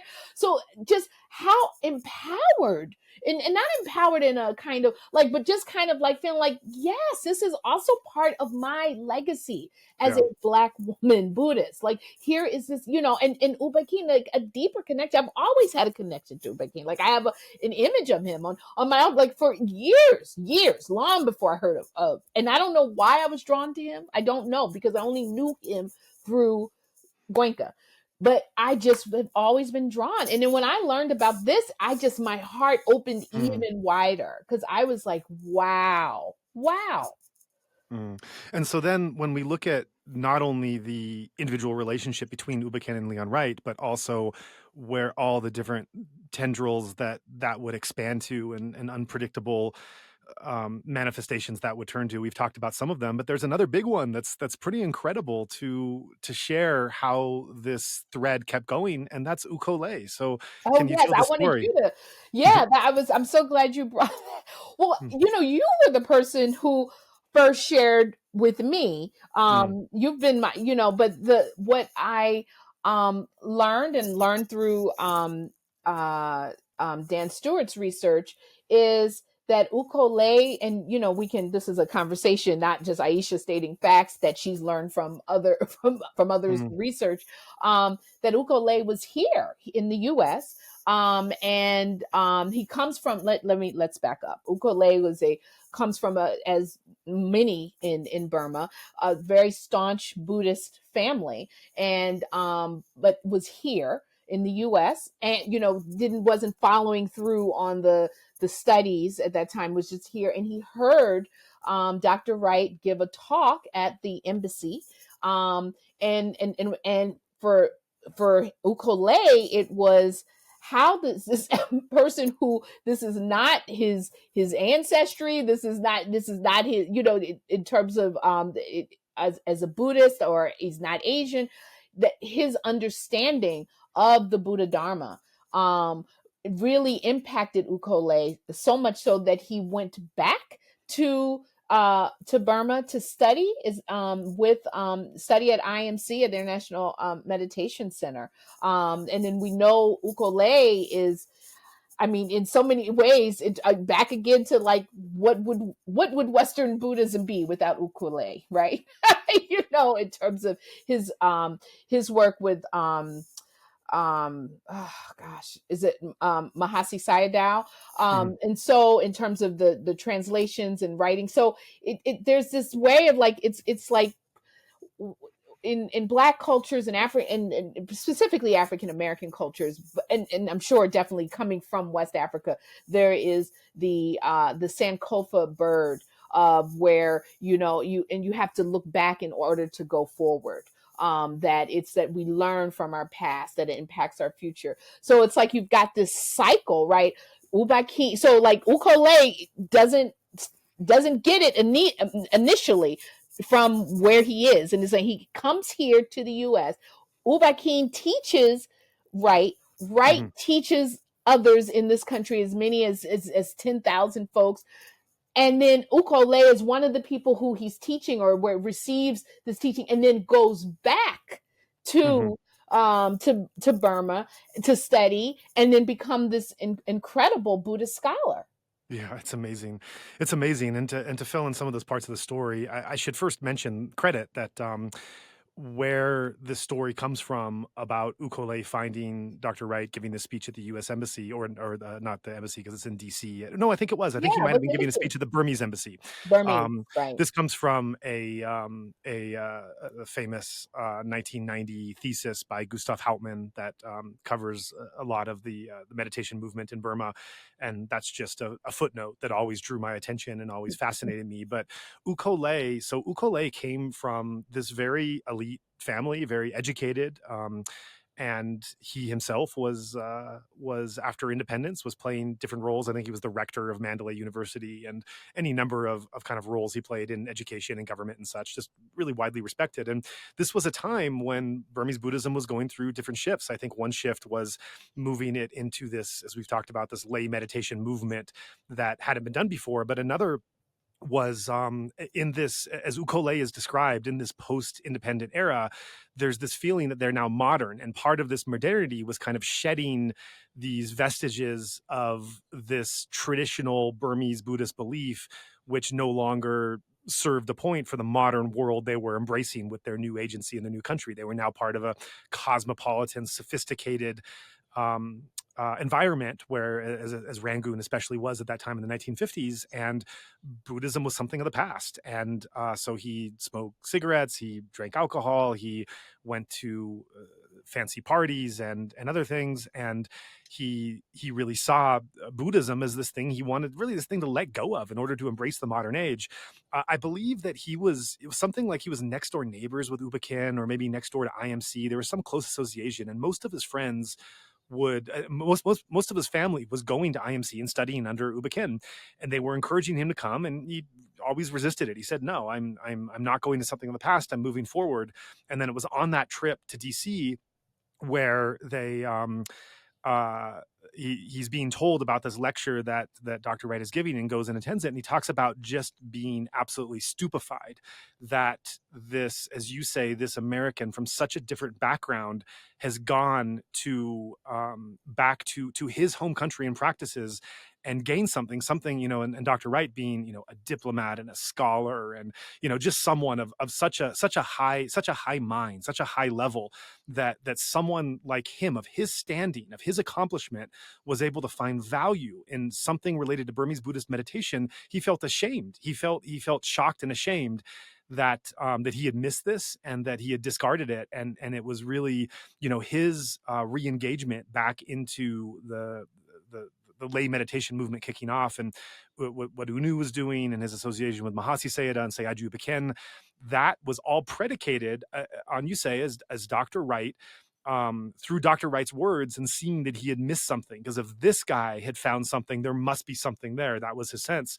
And then he went back and he, as you say, did a number of translations, was a Buddhist scholar, worked with, was in the Mahasi tradition, and also in the U Ba Khin tradition. I'm not exactly sure what role he was playing. He was just such a respected and well-rounded figure that he just went to, uh, met with a number of these different great teachers and served different places in there. He was also, when Sayagyi U Ba Khin went to ordain under Webu Sayadaw in 1965, it was the only time that U Ba Khin was ever a monk. He was so poor in childhood that, unlike the tradition for most Burmese Buddhist boys, he had never ordained before, ever in childhood. Most Burmese boys ordained twice. He had never ordained once.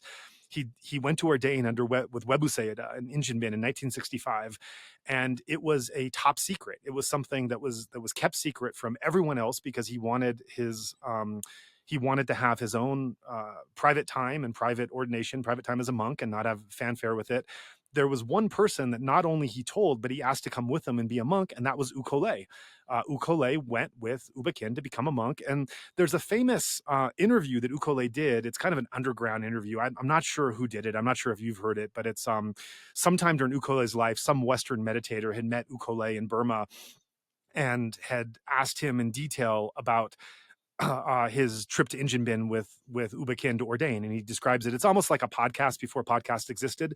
It's just like a 45-minute conversation that's so fascinating, and Ukole's warmth and vivaciousness and it just exudes the interview. I mean, you hear his laughter and his and the way he talks about being around U Ba Khin and learning under Webu Sayadaw and meditation at that time. It's so beautiful, and so I had known anyone who's in Burma that knows anything knows about Ukole and his family. I mean, his niece is Ma Thengi, was one of Aung San Suu Kyi's main, I think it was their secretary or something. She herself has been an author and a painter and a feminist and and has done so many things. I mean, that's just one figure of Ukole's family. So, Ukole and Ukole specifically, as well as those around him, are well known within Burma. So this is not a figure that that's just kind of a side point in the story. This is someone famous and well regarded in his own right. And I knew that, but to then hear that Ukole's orientation back into Burmese Buddhism and the lay meditation movement taking off, and his association with U Ba Khin and Mahasi Sayadaw, that this was all predicated on coincidentally being in DC to hear a Dr. Wright speech.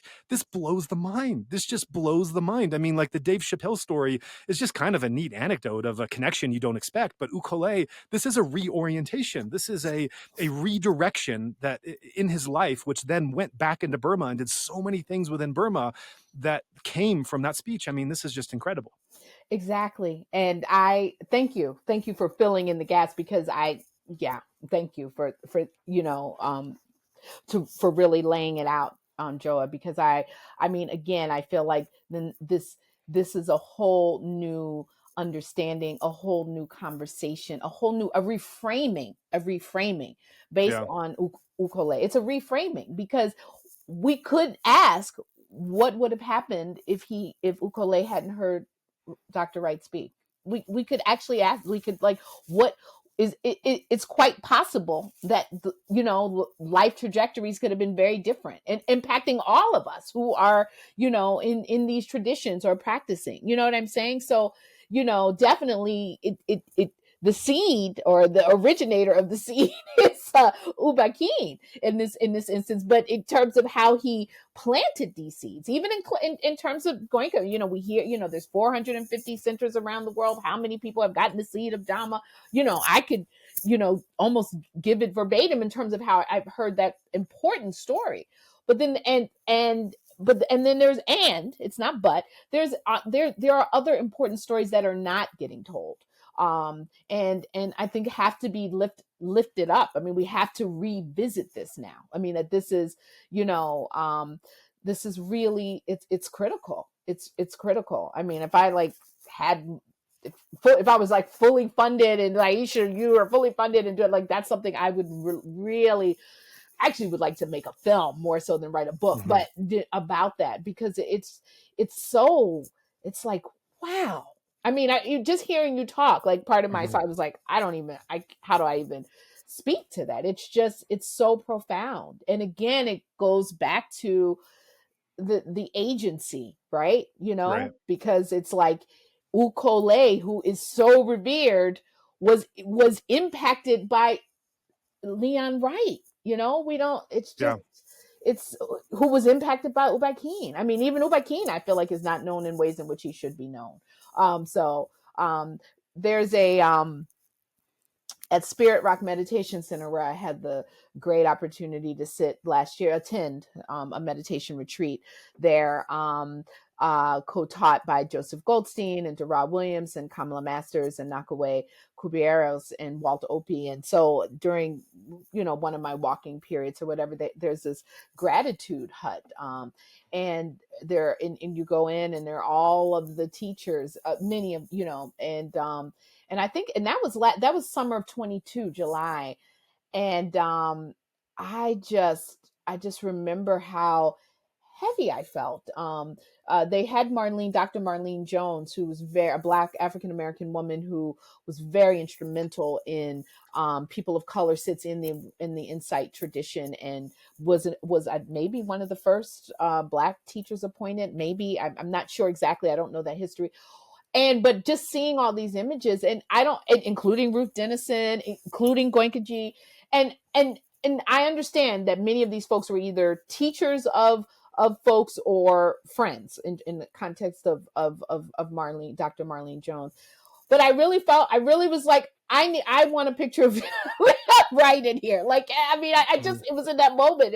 It almost like took me out of my meditation in some ways. Like, as I was, cause I just I felt really strongly that he is such a hidden figure. Like, and that's the words that Ayo Yetunde, those are not my words, but just kind of like how invisible he is to this, I don't, movement, if you will. I don't, movement feels a little weird to me coming as a movement baby, it's a racial justice movement baby, Right. but that, that he is just not known. And I'm really hoping, in terms of the, when Dan publishes his work, and maybe more people will see the recording that I did in terms of my talk on him, definitely this podcast episode. I really hope that this will bring more interest, curiosity, and attention to this incredible unsung hero. Absolutely. And I think what's so powerful and beautiful about his story, again, going back to how we understand this history developing versus what we're actually seeing, is that there's no mediator, there's no gatekeeper that was facilitating this relationship. This was something directly that he was experiencing, and then directly having the agency to carry out this mission, as these beautiful letters that we've referenced between U Ba Khin and himself reference. And that in and it just struck me that as we talk about like legacy and influence and such, I think there could be an argument made that I think it's a nuanced argument, and you have to look at both sides, but I think there could be an argument made that if a teacher teaches certain people during his lifetime, but then the mission kind of, there's no structure around him, and those people he teaches don't go on to anything that we know of, and there's nothing permanent that's created to that legacy, that yes, this is important, but it's also something that, I don't know, died out or was happened in kind of a certain space, and it's still important to note, but it also has to be looked side by side, those lineages or centers or other things that have more of a legacy that do last the test of time. And I don't think that means that it's unimportant. There is a difference there. But when you look at the Ukole connection, that's something else, because this is an example of where he has single-handedly changed the course of history. He has single-handedly reached out and redirected someone to a great accomplishment. And this is, and to be clear, I want to be clear to listeners, this is not my interpretation or exaggeration of Ukole. This is his own words, as Yeah. I think, as reported to Hauptmann. I think this is where the quote comes from, that this Ukole's own words are expressing that, to what degree this interaction floored him, and then redirected him. And I think also this is, if you just read that quote and you don't know who Ukole is, it's not going to stand out as much. It's just like, oh, this is someone who heard this and was redirected. But when you match up, knowing what Ukole's life turned out to be, I mean, just the fact that you just think like someone as great a spiritual master of U Ba Khin is going to meditate or going to ordain under Webu Sayeda, someone who's believed to be fully enlightened. You don't think that the one person he's going to choose to come with him is going to be random. You don't think that's not going to be a very calculated choice of something he knows at a depth level of wisdom we can't even begin to dream of. And so, knowing what Ukole turned out to be and to do and his associations, and then hearing him in his own words say that it was that chance encounter that completely transformed his life. Like, this is okay. Maybe there wasn't a center set up or teachers that then carried on this tradition or anything else. It's still meaningful what he did, and that should still be looked at. But the example of Ukole, like, is a turning point in history that then goes back and gets redirected in Burma. Back. And I think for Burmese listening to this, it's a really fascinating thing to ponder in looking at their own Burmese Buddhist traditions and scholarship and everything else, to think that an African-American professor and diplomat played a role in the journey and launch of this influential Burmese Buddhist in their society. It's just, it's really, it's so wonderful to hold all these things in the mind, and it's something that should be known.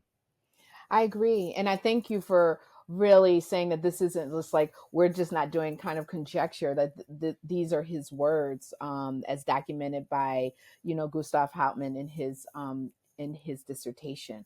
And it honestly feels a little painful to think that it's all been relegated to a footnote. You know what I'm saying? I mean, an important footnote, but it's just like, okay, now we got to bring that footnote up and out, because it's just, it's really critical. I mean, and it's just, I mean, I know this, but just in this conversation, I'm just like, yeah, this is huge. And for me, it's, I mean, one of the reasons I mean,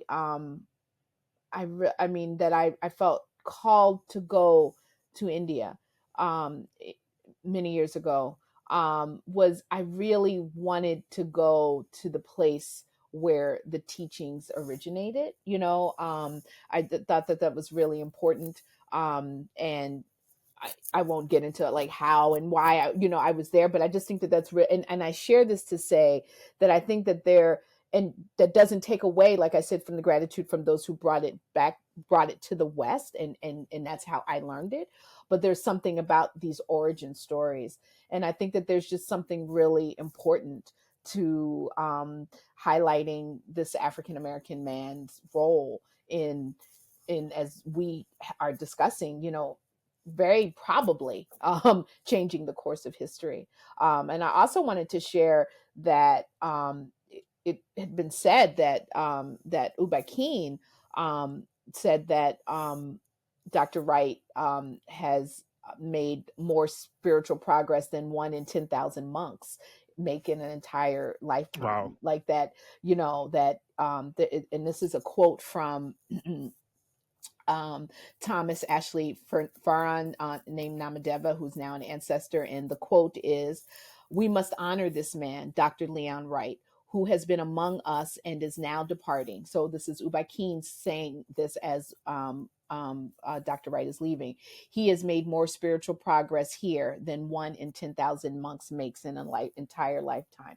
So it's clear to me that U Ba Khin saw something. I mean, obviously the fact he saw something in all of the people that he appointed, but we're talking right now about Dr. Wright, that he saw something very profound and special. You see it in the letters, you feel it in the letters, and then you expand the context with Ukole. It's just like, oh my goodness, And I think that he's in this interesting has been in this interesting kind of quagmire, right? Like, so he, for many African Americans who are not Buddhist, and they don't know who Ukole is, they're not practicing, right? So he's not, even though he was a Christian and a theologian who taught New Testament, he wasn't, he was out of the box. He didn't follow, a particular script in that way. So you can't place him there. And then he taught Buddhism. He practiced Buddhist practices, but he didn't identify as a Buddhist. So he's not in that box. So he's just kind of like hanging out there, so to speak, where no one's claiming him. But I feel like, Mhm. I mean, for me, when you reached out, when we, in 2020, and I learned about him, I just felt like, okay, the time is now. And then like when I gave the talk in February 23, 60 years after he was appointed, I was like, the time is now. And then in this conversation in 2023, it's just like more and more, it's like, no, he needs to be lifted up.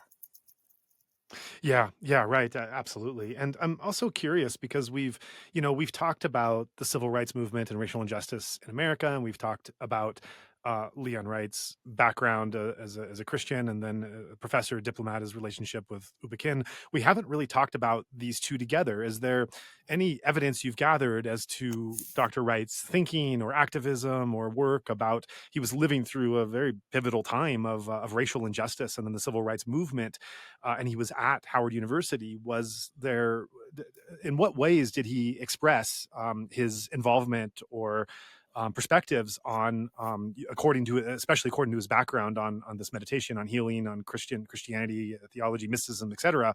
In what ways did this background intersect with his views on race and civil rights?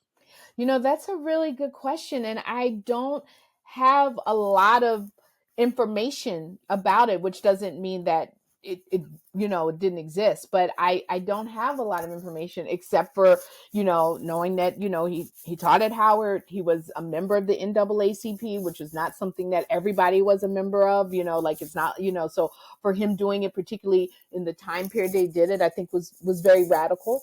But I don't have a sense. I know that he and uh, Howard Thurman were very close, and Howard Thurman has been very influential in terms of civil rights writings and stuff. But I find it hard to believe, because when I find in pictures of him, when I found of not, I didn't find a lot. Like he's been photographed by famous African American photographers who have photographed African American movements, so he was in the milieu, if you will, of folks who were making change. But I just have not I've not seen anything about that. Mm-hmm. And what to say of his legacy? I mean, we have talked about this thing of legacy, and we've touched upon it a little bit here or there. But are there any communities or teachers or places that are doing anything in reference to him? In terms of Dr. Wright's legacy, as I shared that I talked to Reverend Esther Holloman, who I think she's now retired, but she pastored a church, um, and they definitely, I think a year ago, they had a celebration in honor of his legacy. And then there is the Covenant Christian Community in Washington D.C. I've not attended any of their services, but they're on their website. They have a page that says "Why We Meditate," and I just want to read what they say. Meditation, as inspired by Reverend Dr. Leon Edward Wright and practiced at Covenant Christian Community, is also known as the creative silence, quote unquote. It is through the practice of this discipline that we become spiritually empowered to navigate the human experience successfully. Meditation, as Dr. Wright taught, involves a preparatory regimen of deep breathing exercises intended to help members cleanse their consciousness of anxiety, tension, and distraction so that they open to the experience of the indwelling spirit of God. And when I read that, and I that deep breathing exercises, I can't. I mean, and I'm not saying that Anapana meditation is a breathing exercise. I want to be really clear. I'm not saying that.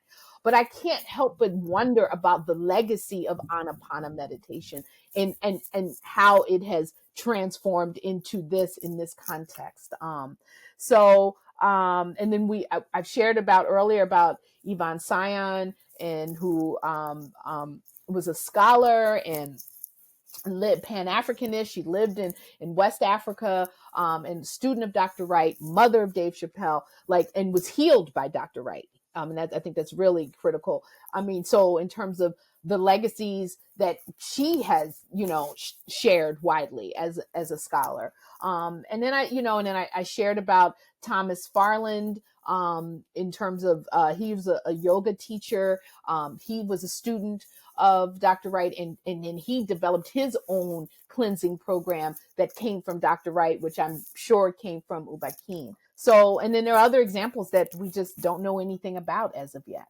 So a lot of this conversation has also been in referencing some of the primary source documents that we've read and putting that in context, and then subjectively relating to how we feel about that. It might be good to bring out some of that original writing itself, and perhaps we can go to these letters that we've referenced, and just this amazing language and vulnerability and love that's shown between these two, Dr. Leon Wright and Sayagyi U Ba Khin. Is there any excerpt from those writings that you might like to share with us?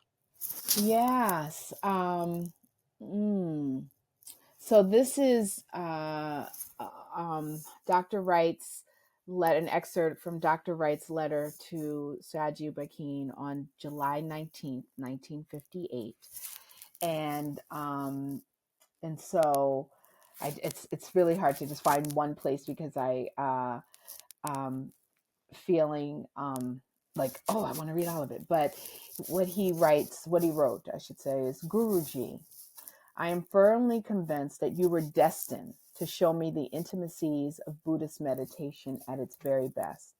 If I brought something to the encounter in terms of parami, you gave it direction and most meaningful engagement in your inspirationally challenging and genuinely productive method.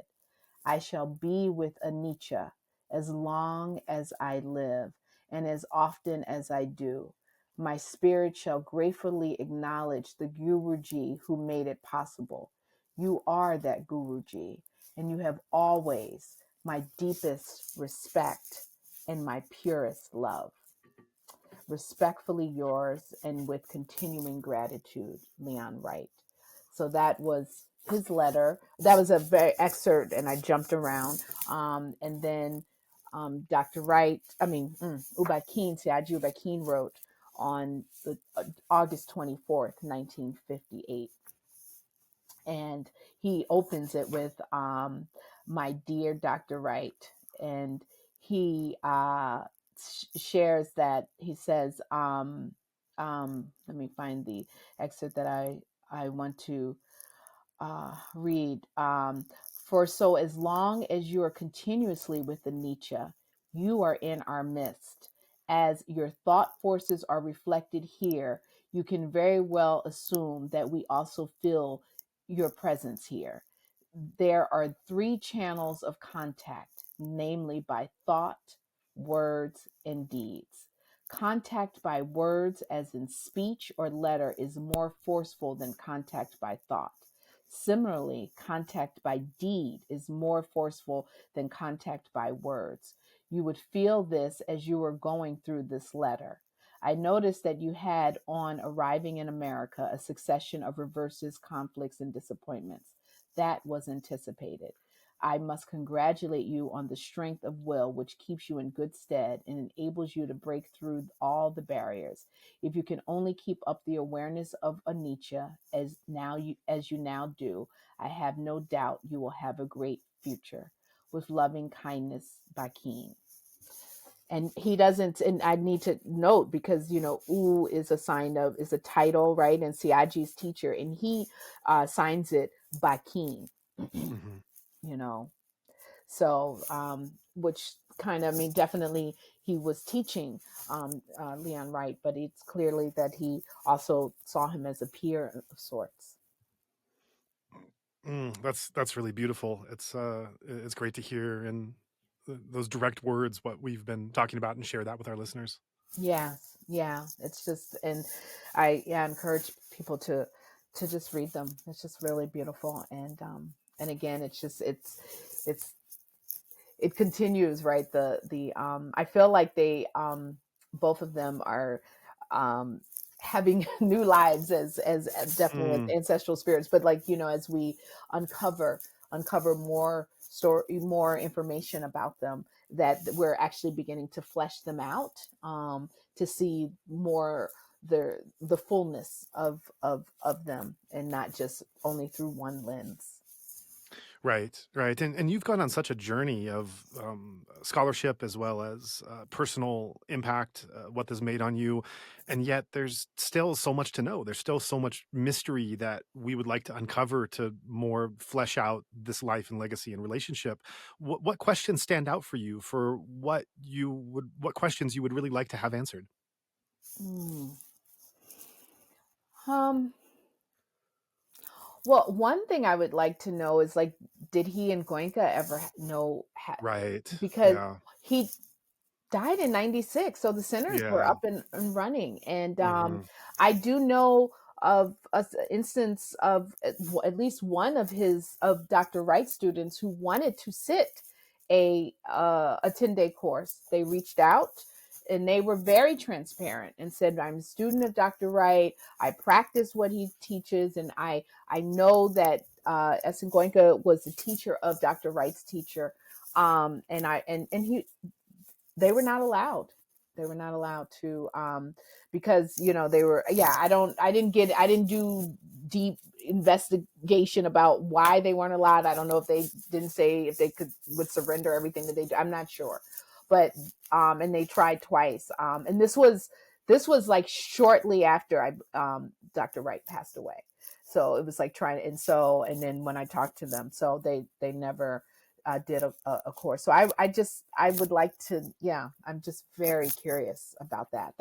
That's one thing, as a Sure. former a person who practiced in the Goenka tradition. Did they know each other? Honestly, I hope they didn't.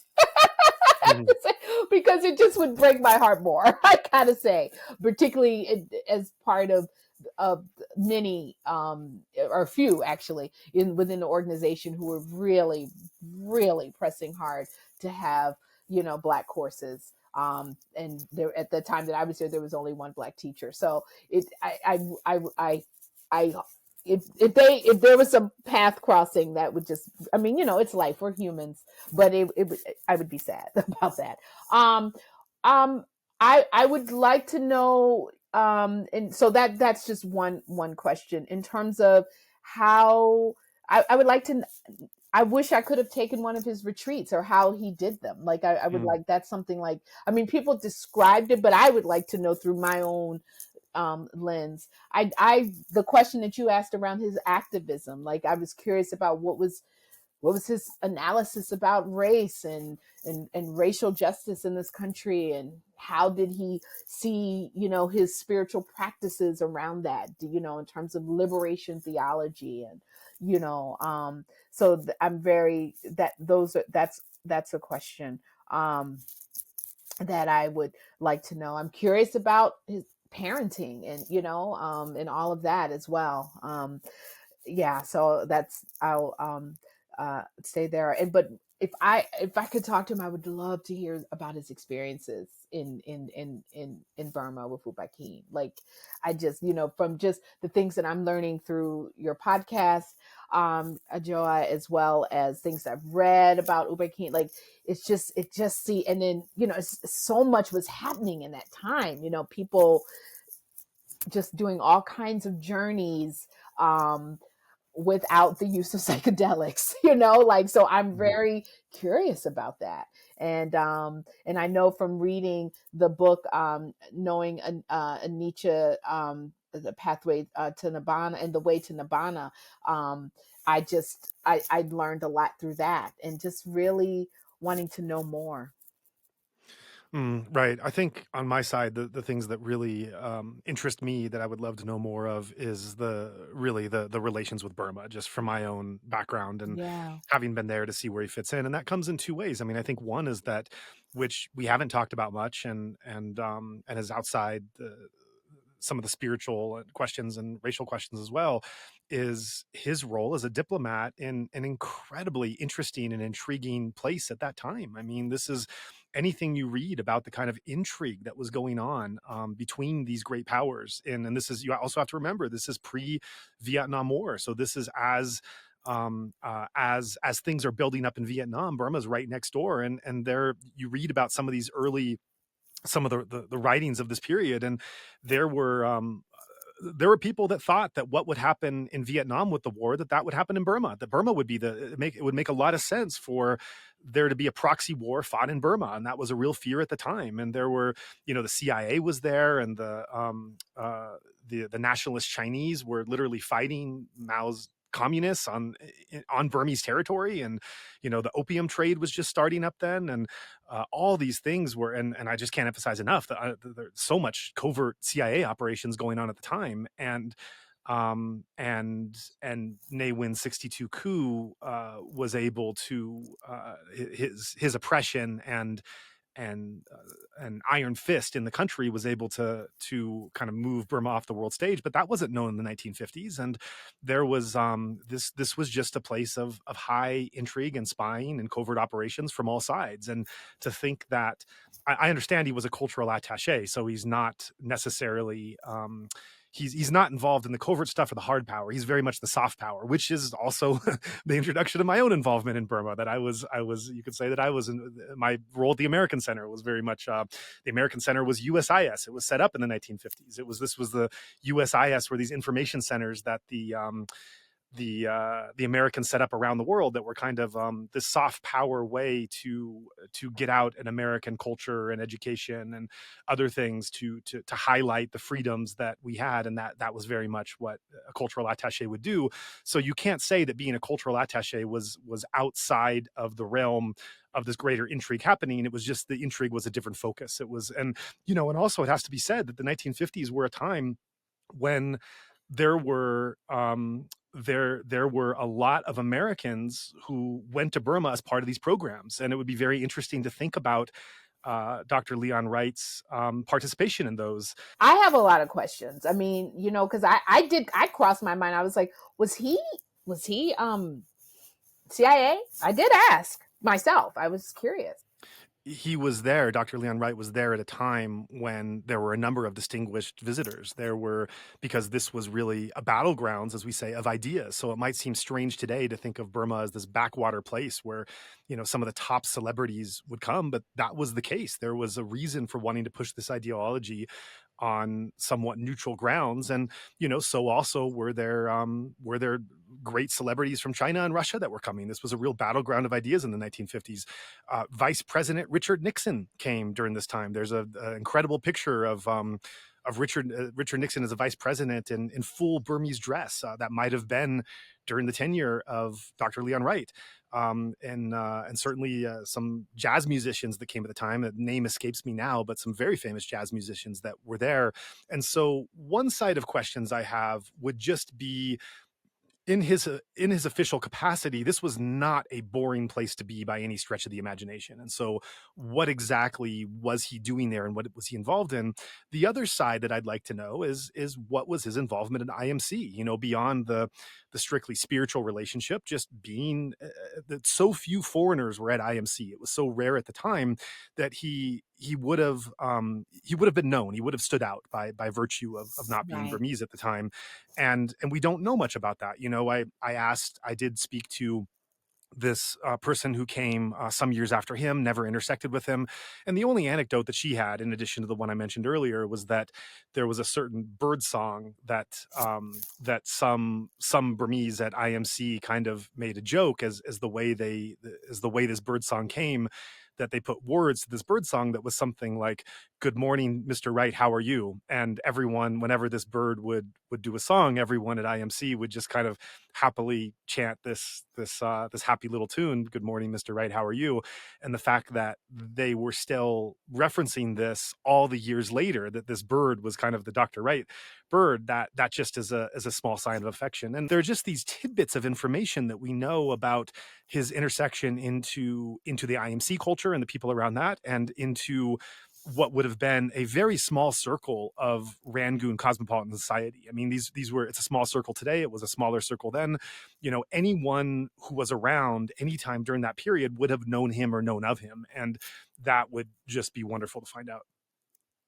Yeah, yeah. No, there's yeah, and I think like I remember when we were talking with a friend of yours um um here at a year many a while ago that I didn't understand that Burma was I don't I want to be really mindful and not participate in some kind of Orientalist thinking, but that Burma was very a lot like how people travel and go to Thailand is how people were going to Burma Right. Yeah. It was at a that hub. time period, right? That it was a hub and that folks were so it so I share this to say that when I first heard about Dr. Wright being in Burma, I'm thinking of not Burma now 23, but I'm thinking of a different, I'm not thinking of Burma in the way in which, like, for instance, if you hear like, oh, somebody was in Bangkok, how I think of Right. that, Right.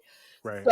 So I think it is important that, to create even more context there, like around what was happening, that it wasn't just this kind, the way in which how I opened the interview, like, oh, this is way off the map somewhere kind of Yeah. thing. You know what I'm saying? Yeah. That, Yeah. Yeah. Yeah. That's I think that important. that's really important because that's how I was viewing it. So just understanding that it was a hub, a lot was happening, a lot of and we know people know, if you do research, African Americans have been traveling around the world for a long time, even during enslavement, folks were speaking. Frederick Douglass was speaking in England. Ida B. Wells was speaking in England. So there, Anna Julia Cooper got her PhD at the Sorbonne. So I don't want to act like this is that he was just this anomaly. Definitely, the majority of African Americans did not have that privilege or right, if you will. But folks were doing that outside of being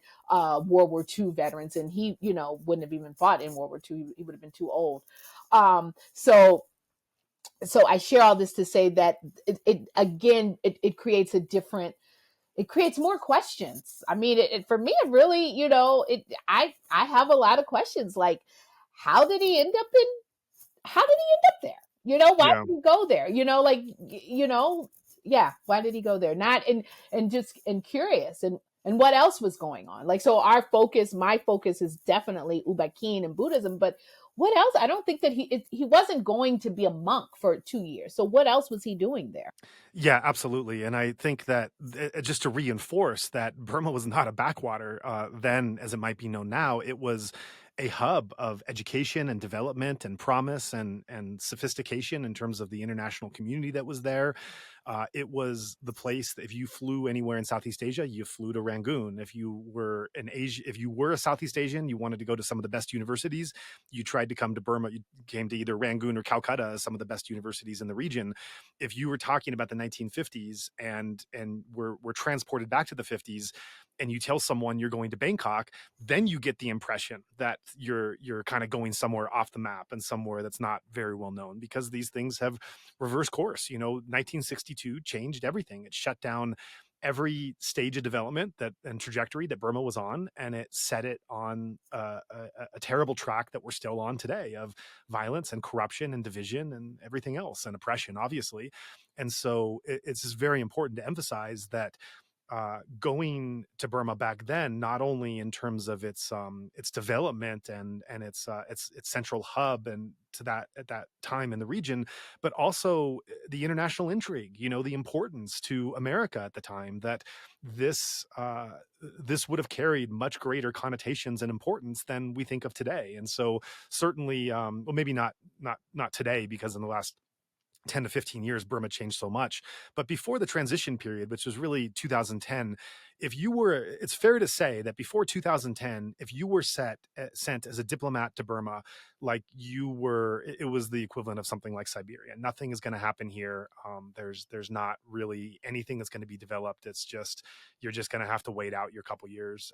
But that is certainly not the case when Dr. Wright went in the 50s. Got it. And so that's how, thank you for that. That just, yeah, I did not have that. I was really looking at it through not a direct contemporary 23 lens, but much a different type of lens. And really through, I think yeah, it makes sense. Even understanding how many people were traveling there during that time, in terms of Mhm. even in this Western Buddhist context, right? It just really makes sense there in that way.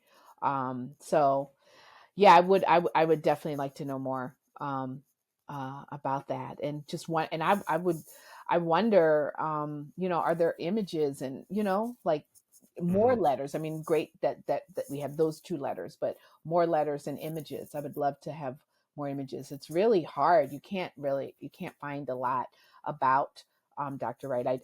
I found his book online, and at the time I had to pay. Well, I used points, but it was a lot of Mhm. money to get Mm. his book, which is unpublished, and it's what I think is really powerful. And I keep bringing up um, uh, who do you call it? Reverend Howard Thurman, because he is really well known in so many circles. And there's a long blurb on the back of the book by Reverend Dr. Howard Thurman, from Cult to Cosmos, Can Jesus Be Saved? I mean, with that title alone, it's just, it's very, it's provocative, Mhm. particularly in 1978. I mean, maybe 23 people like, oh, but 1978, you know. Mm. So yeah, he's still, there's so many unknowns about him, but I'm glad that we're pulling back the veil. Mm. Yeah, this has been fantastic. Thanks so much for joining for this conversation. We've given some information, but we've also asked a lot of questions that the journey will continue, and it will be wonderful for those hearing it, that there could be people could also be sparked in their own quest or answers that they might have, and just continue this process along. And before we close, any other things you want to share about Dr. Wright that we haven't covered so far? Well, I mean, I guess if for people who are listening, I mean, I'm still on my quest. So, I would, if anyone has more, if they have information that they'd love to share, or have, can have some avenues to which they can, point, I would really love that, to receive that information, because I'm still compiling. I mean, I feel like he being Reverend Dr. Wright is very much with me, his spirit.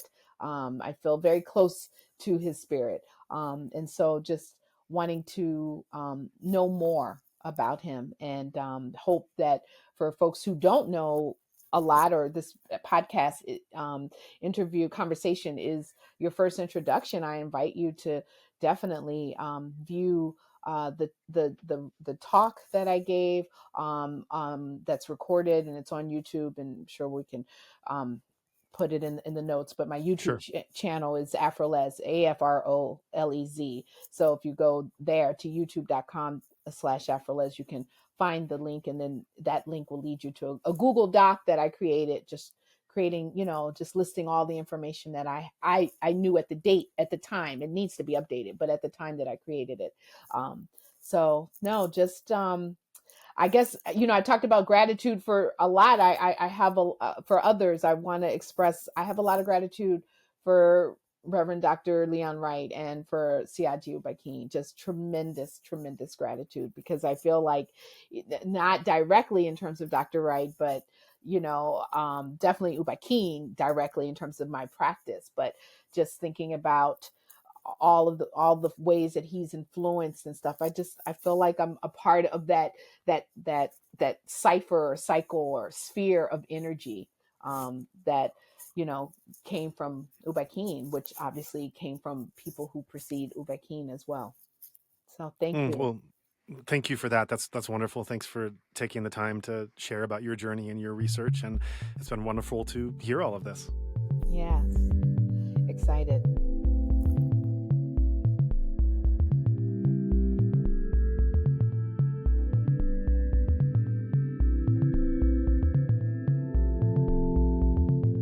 Thank you for taking the time to listen to this episode. As regular listeners are aware, we often remind our audience about our nonprofit mission, Better Burma, at the end of a show. Truth be told, fundraising is hard work, and I can personally attest to the fact that it's really no fun to keep asking for contributions. Yet, the situation on the ground now in Myanmar is so distressing that we continue to do so on behalf of the Burmese people. What is most helpful at this time are recurring donations, which help alleviate both the stress and time involved in fundraising. If you are able to pledge a certain amount per month, our team can plan around having at least a consistent minimum amount to work within each month. If you would like to join in our mission to support those in Myanmar who are being impacted by the military coup, we welcome your contribution in any form, currency, or transfer method. Your donation will go on to support a wide range of humanitarian and media missions, aiding those local communities who need it most. Donations are directed to such causes as the Civil Disobedience Movement, CDM, families of deceased victims, internally displaced person IDP camps, food for impoverished communities, military defection campaigns, undercover journalists, refugee camps, monasteries and nunneries, education initiatives, the purchasing of protective equipment and medical supplies, COVID relief, and more. We also make sure that our donation fund supports a diverse range of religious and ethnic groups across the country. We invite you to visit our website to learn more about past projects, as well as upcoming needs. You can give a general donation or earmark your contribution to a specific activity or project you would like to support, perhaps even something you heard about in this very episode. All of this humanitarian work is carried out by our nonprofit mission, Better Burma. Any donation you give on our Insight Myanmar website is directed towards this fund. Alternatively, you can also visit the Better Burma website, betterburma.org, and donate directly there.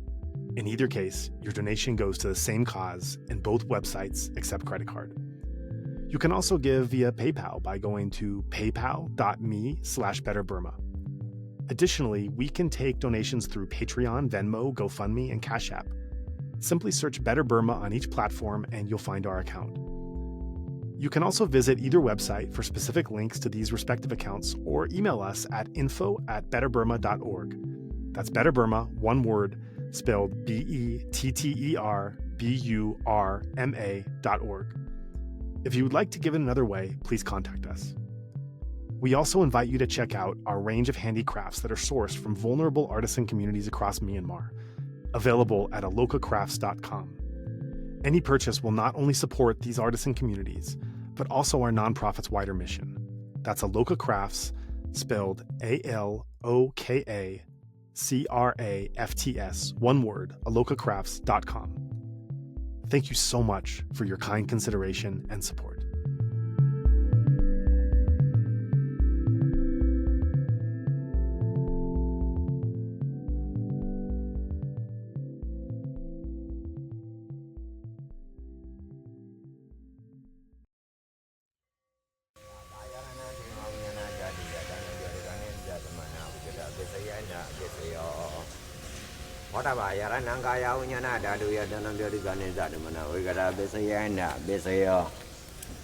Oba yarananda dayananga yaranaya dayanam boda ba yaranam